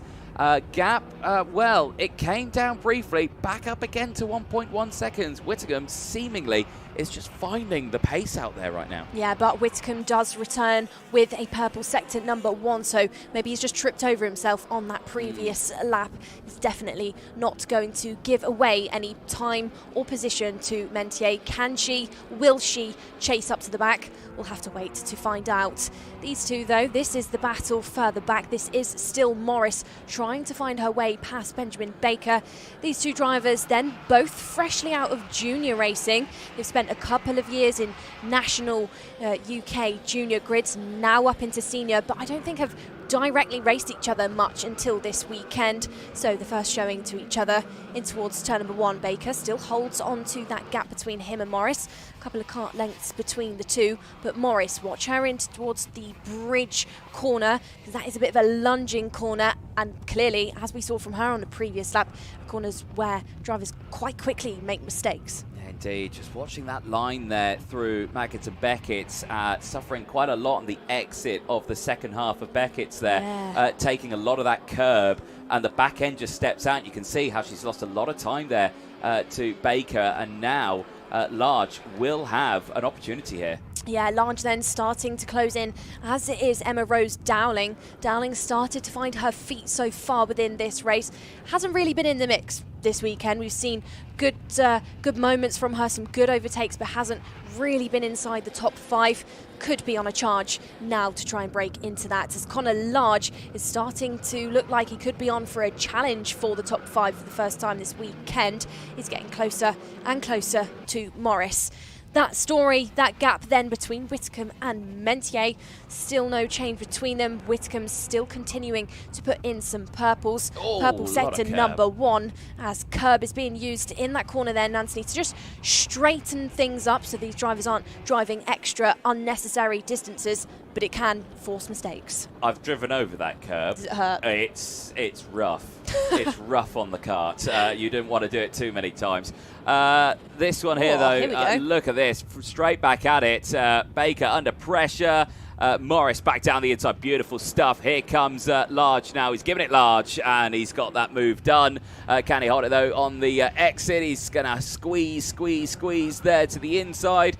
No drama. Well, Morris then looked like maybe she just unnerved Baker slightly into that hairpin with the front, but gets it done, but does invite the other drivers into this battle. This is a nice battle to try and round out our day, and I would say that little bump, that bit of eagerness to get past Baker could potentially cost her later on if she doesn't respond and calm down to that warning flag. Yeah, indeed. Now, thankfully in this one, warning flags do not come with a 5-second in-race time penalty.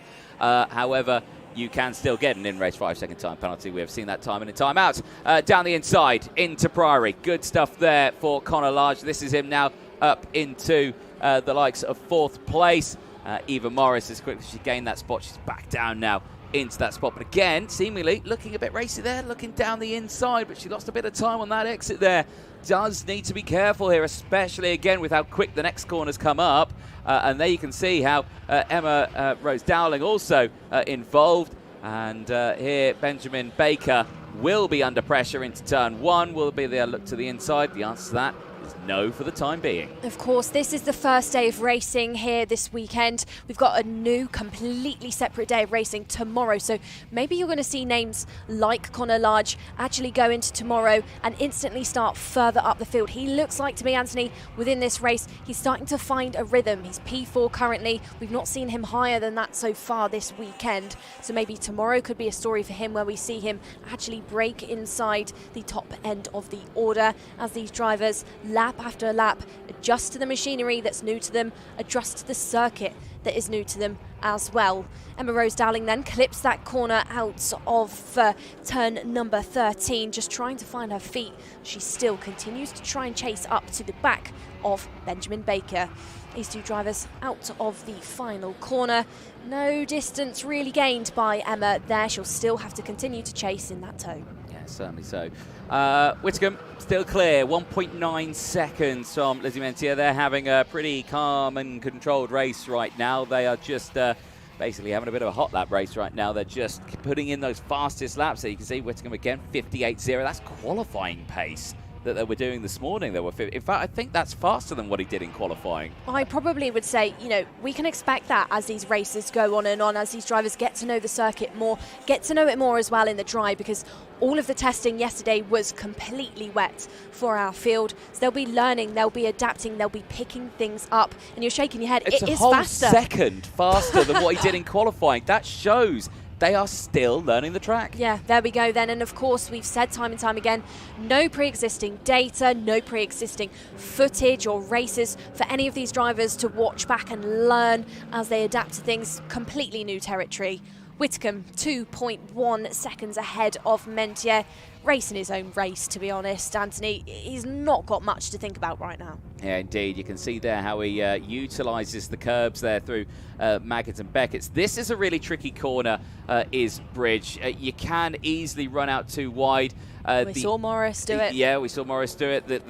The apex curb on the inside is super. It's like it's quite high. It's obviously to grade, but it's high and it's sharp. And if you hit it at the wrong angle, you could really ping up a rear wheel. And you know, you don't want to hit that at the wrong angle. So these drivers are just eyeing it perfectly. They don't want to run it too wide on the exit. They don't want the back end to step out. It is a real challenge. Then obviously when they climb up the hill, they get into Priory. Priory is a really difficult braking zone because, again, it's a tight corner, but it looks more inviting than it really is, and you feel like the braking zone's a lot later, and when you hit the brakes and then you realise, oh God, the apex just went past about 10 metres ago and now I'm off the track. Again, really inviting corner, but really difficult. Then the final corner as well is a similar one to that. Again, looks really inviting when you go into it, but it's actually much tighter than you realise. And then that exit curb, that little rumble strip, is super harsh. And if you run onto it, you actually might find yourself slowing down going on to the fastest part of the track. Well, Anthony, you know, I've not driven around the circuit. You have. Maybe when we go to later rounds, you know, you can ask me questions about some of those circuits. But question to you, you know, the elevation change around this circuit, especially when you go down the hill to Bridge and turn number 8, can you actually feel it as a driver? Do you really feel like you're dropping down into a corner? So you were just at Brands Hatch not long ago, and yeah, it's like Paddock Hill Bend, but the other way round. Extreme, then? Not that extreme, but yeah, you can feel it. It's a bit of a drop. Yeah, it is a bit of a drop. It is quite a significant drop, actually, because I was thinking when they were building the circuit, I say, where's the track going when it goes down there? Because I think, yeah, Bridge is all the way down there. The original track's like 5 metres below where this track is. It is a significant drop. You definitely do feel it. And in these sort of karts, yeah, I can imagine it's like a whoa as you go through the corner. Well then, as we've been focusing on the track, Emma Rose Dowling has found some focus and she's found her way past Benjamin Baker, so they have swapped for that P6. No changes between Whitcomb and Mentier, of course. He's still out there completely clean. No change as well by Noah Barham, Connor Large or Eva Morris. This phase of the race then just hitting a bit of a lull stage. Everybody pretty settled and pretty calm, just taming that torque and those tyres out there on the track as they tick off these laps one by one in what is the longest race so far of the day's racing. Yeah, it certainly is. The sun's still shining though. The weatherman was wrong. He said rain all day. It didn't happen. Little touch and go moments here or there. But no, we've had a pretty, I think, solid day. Bit windy, as you've been complaining about every time you come back to the commentary box, Nicole. I don't know why you're complaining. It looks absolutely lovely. It wasn't on a cameras. complaint, it was an observation. An observation. Well, fine. Okay. I said it was like, at one point, it was like walking through treacle because you're being pushed back by the wind. You still got here, though. Yeah, Perth was running and I felt like I was going nowhere. There we go. We're not long left in this race right now. We're lap 12 of 17. You're still watching this battle here for fourth place. Eva Morris trying to get back at Connor Large. And so far, they've stayed in quite close formation here, and still Large doing a great job. And I dare say this is Large's best result so far today. He's been at the back of the grid, he's been fighting there, he's had non-starts and all that. But now to see him, we're kind of getting a real insight to what pace he actually has got. Yeah, of course, this is the smallest grid that we've got this weekend, but it doesn't mean it's not a good grid with some good talents in it, and we're just seeing Large get used to the pace out there, get used to the machinery as well.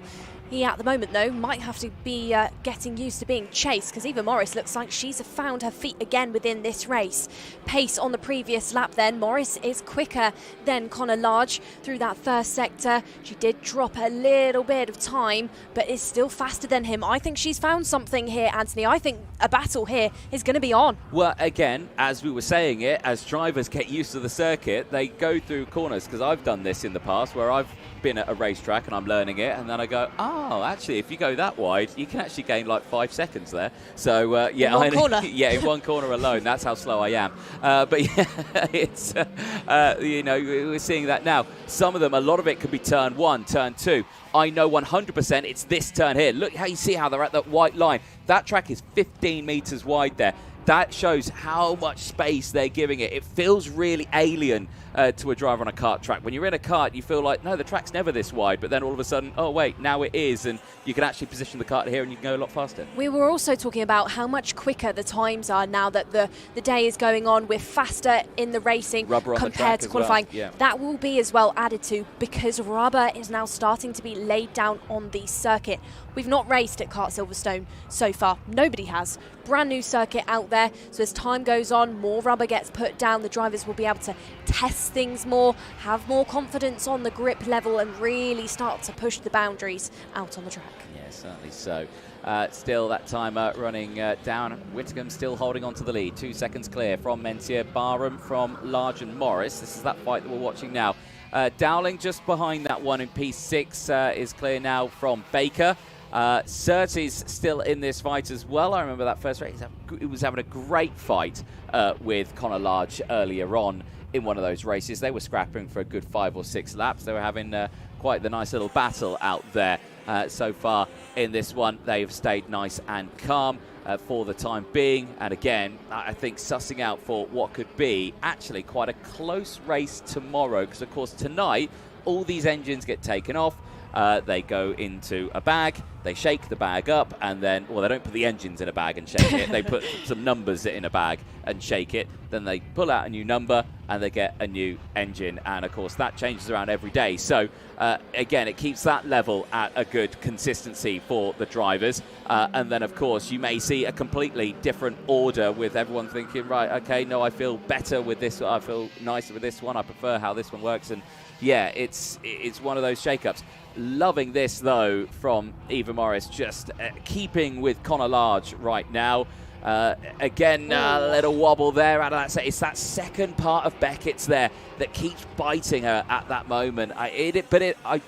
you can forgive her. It is so tricky through there. Yeah, and of course, either one of the smaller drivers on this field will have a bit more weight bolted to that seat. So if it's the case that she hits a curb slightly at the wrong angle, she might start to feel it a little bit more. That kart might be thrown off balance a bit more than somebody like Connor Large, who might be able to hit it in a certain way and actually benefit from that. Morris still chasing in this one, but I don't think it's quite at this stage going to be enough for the next lap.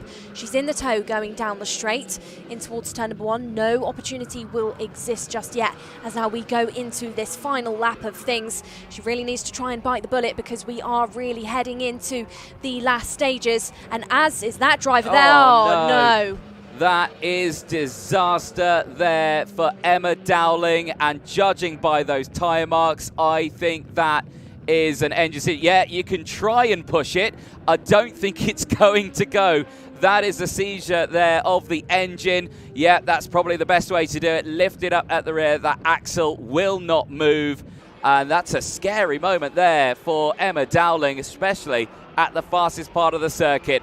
But all clean and dry here at the front for Harrison Whittingham. Here, after putting it on pole on qualifying, it's a win in the final. Harrison Whittingham wins here in Silverstone in superb fashion. He is clear by 2.3 seconds from Lizzie Mentier, who takes that second place spot. Barham will stand on the podium, albeit some 6.5 seconds down from the race leader. But that is a cool, calm and controlled day for Harrison Whittingham. He had that slight scare in that second race where he started to fall back. The rain came down. It benefited him that second qualifying heat, and the final, no drama whatsoever. Whittingham from Mentier, Barham from Large, Morris from Baker, Surtees, and from the only retirement on that last lap, Emma Dowling, unfortunately, the engine saying no going into that first corner at Wellington, and that is a disaster for her. But the racing now done and dusted for the day, but please don't go anywhere. We'll see the highlights from this race. We'll hear from our final winner, and of course we'll have the podium presentations for today. That'll be taking part very, very soon after this race, so do stick around for that one as the drivers make their way back into Parc Fermé and into the pit lane. A great day for them, and I'm sure a very happy Harrison Whittingham at the end of that one. Superb racing then as they grind to a halt, and they can get out and celebrate now. Could it be a different story tomorrow for Lizzie Mentier? But today she can settle with that podium. A superb drive nonetheless. Whittingham in control, but Noah Barham as well. Good runnings for him earlier on today. Of course, he did take that qualifying heat win. He knows how to pedal around this circuit, but just missed out in that final to stand on the top spot, but still gets a podium spot here today. For Connor Large, best result of a race today, P4 in that final. A well-deserved result, and hopefully a strong day tomorrow as well for that young man. Eva Morris, Benjamin Baker, Elliot Surtees, and the unfortunate last lap retirement from Dowling sees that full result. Is your highlights. And again, the start of that race, a bit frantic for the front runners in this one, as they kind of cleared away at the beginning of this one. Whittingham breaking away, Mentier doing the same, Barham doing a similar story. It was the Baker-Large-Morris battle that was really keeping our eyes focused on. Eva Morris there having great moments out there, but Connor Large just don't know what happened in this one. A different driver and just able to push through the field on this and get through into fourth place. Takes over half the field. Yes, okay, may only be 8 drivers, but still a strong race indeed. There, unfortunately, the retirement for Emma Rose Dowling, and the victory for Harrison Whittingham, hailing from Pembrokeshire in South Wales, and comes to Silverstone and wins the first senior final here at Kart Silverstone, and certainly a deserving one. And as always, Silverstone never disappoints with the sunsets here. The clouds looming, but Nicole Sutherland is ready. Let's head down to Parc Ferme. Well, that's it then. We've done our last final of today's racing, a final that marks history because this is the first time we've had races at Kart Silverstone. We've got our first OKN senior winner in the form of Harrison Whitcomb. Harrison, great race for you. Great racing all day, in fact. And that final, you drove away from the field. You were unchallenged. Tell us about how you felt when you were going round. Yeah, honestly, I was trying not to think about the people behind, just trying to keep my head in front and just keep doing everything what I was doing, make no mistakes, lap by lap, and just manage the gap. And of course, longest race we've seen so far this weekend. How did it feel when you're out there? Did it feel as long? Because I've heard from drivers it's physical when you're driving around. Yeah, it's really physical. 17 laps around Silverstone was not easy. Very, very physical track, and yeah, it's just happy to make my way out of it. And of course, you must be ecstatic. We'll see you on the podium. But we've got another day of racing, of course, tomorrow. Going into tomorrow, confidence will be sky high. But your expectations, do you think you can replicate today? Hopefully I can. Just got to keep humble, and these people that are racing against me, they are okay. Even though the grid is small, they do race quite well. So just got to keep humble and do what I did today. Harrison, great to speak to you as always. Congratulations. That was Harrison Whitcomb. That's it then from a very windy Silverstone, but a day that marks the history books, the first day of racing here. Anthony Jordan will head back up to you to explain what we can expect to see tomorrow. Thank you very much, Nicole. You say windy Silverstone, I say sunny Silverstone, because look at that view. A beautiful sunset, as always, here in the heart of the United Kingdom.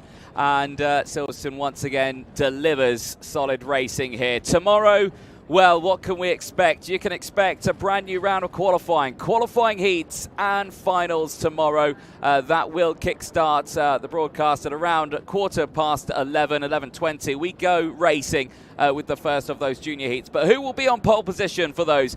We will have to wait and find out because in quite a few hours' time, we will be back live here in Silverstone. From myself, Anthony Jordan and Nicole Sutherland, we'll say goodbye for now, but don't go anywhere because those podiums are coming up very, very soon.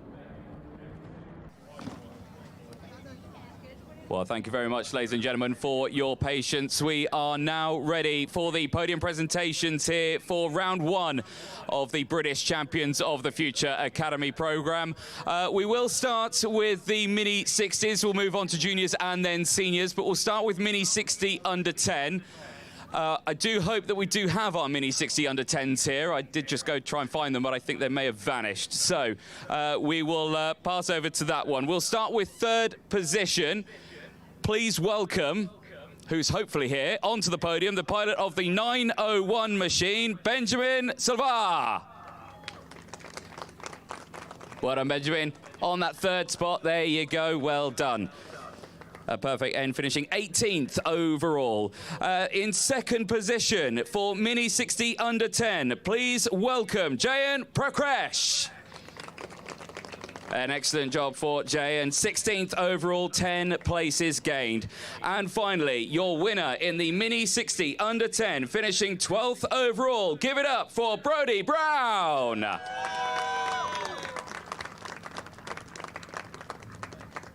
An excellent drive for Brodie, who finished that one P12 overall, 6 places gained. We'd now like to welcome Marco Parolin onto the podium to present the winners' medals. Firstly, heading to third place, Benjamin Silva.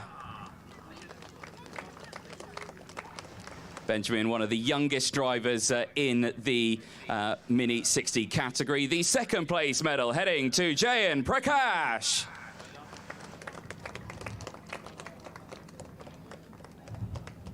And the winner's medal heading to Brodie Brown.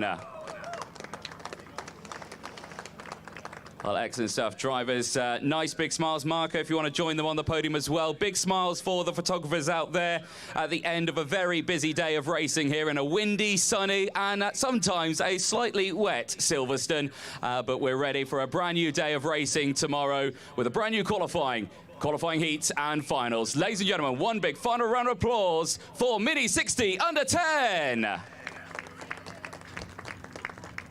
Well done, guys. And one last photo, if we can, if we get you all on the top step of the podium before we send you off. Sorry, just quickly. I forgot about that one. There we go. Nice big smiles. Yep, Oliver, you want to join as well. Nice big smiles. There we go. Brilliant stuff and fantastic end to their racing. Excellent stuff. Well, I may have already said it once. I'll say it again. One big final round of applause for Mini Under 10. Thank you very much, guys. We will step over to Mini 60 now, the main category here this weekend for the class. 28 drivers that had entered into this weekend for round one of the British Champions of the Future here at Silverstone, and it starts with third place. Please welcome onto the podium, finishing 4.7 seconds behind the race leader, it's Alfie Davidson.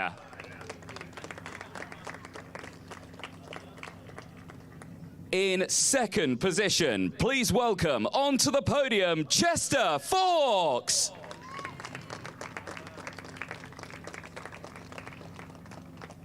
And your race winner, after gaining 4 places at the end of a 13-lap final, give it up for Mason Hibbert.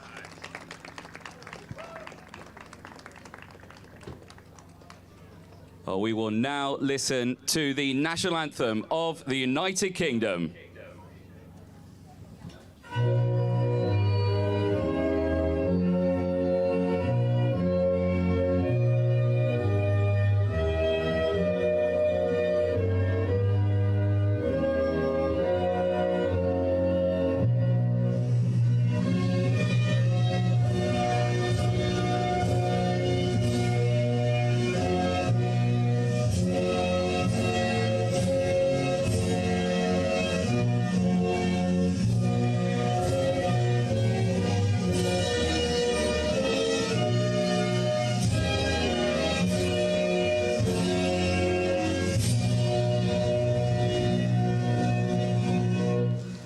Give it up, ladies and gentlemen, for your finalists in Mini 60. We'll now like to welcome once again Marco Parolin onto the podium to present the winners' trophies. Firstly, heading to third place, Alfie Davidson.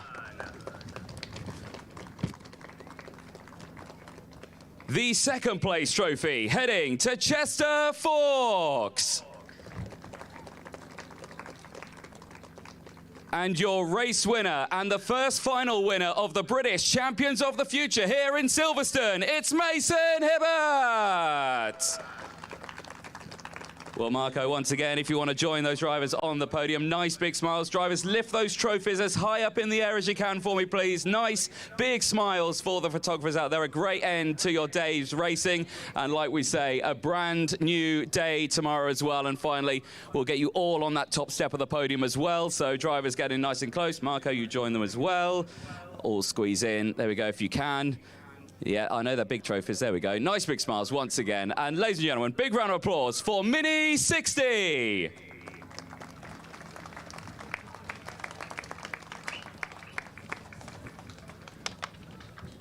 Lovely stuff. We will now step over to the junior category. And again, a very busy day of racing for the class. But they dealt with the conditions beautifully. And we will start with third position. He may have won on track, but an unfortunate 5-place time penalty put him to third. But please give a huge round of applause for Lucian Smith.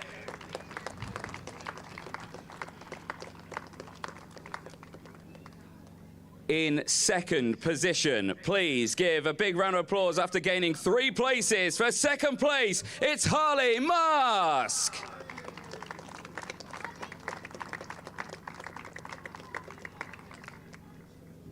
And finally, your race winner after leading by only 0.4 of a second, gaining 8 places. Give it up for Louis Radcliffe.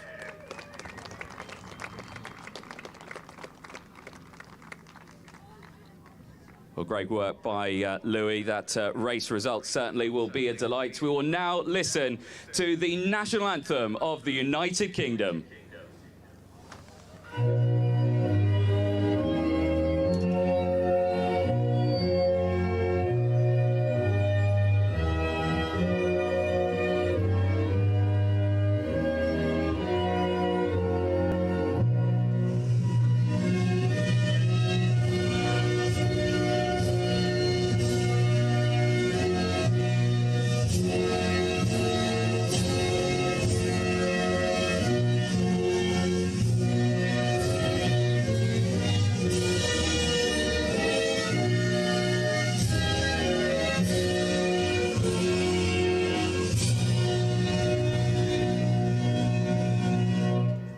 Big round of applause for your OKN Junior category. We'd now like to welcome John Ryan, the Motorsport UK Safety and Sporting Director, to present the winners' trophies. And firstly, heading to third position, Lucian Smith. For Lucian, a great performance in the final, finishing third overall. The second place trophy heading to Harley Musk. And finally, the winner's trophy heading to Louis Radcliffe. Great result for Louis, crowned the first junior final winner here in Silverstone. And again, drivers, lift those trophies high up in the air for me, please. Fantastic end to the day's racing. And like we say, we do it all again tomorrow, a brand new day, and hopefully the weather stays on our side. And finally, if we could get you to all join on that top step of the podium as well. John, if you want to join them as well, squeeze in nice and close. Yep, Harley, you join up there as well. Lucian also, fantastic stuff. Well, ladies and gentlemen, give it up for one big round of applause for OKN Junior.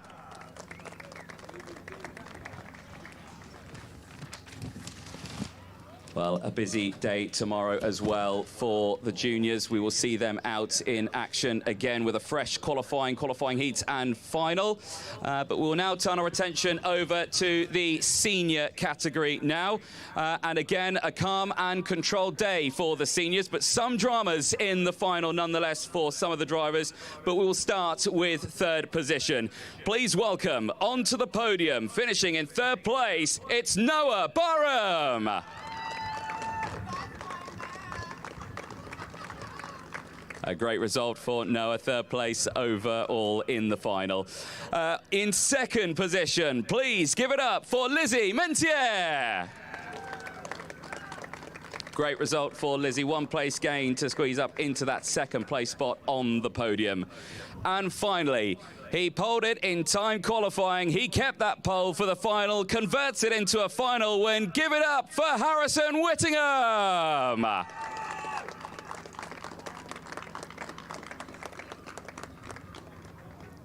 We will now listen to the national anthem of the United Kingdom.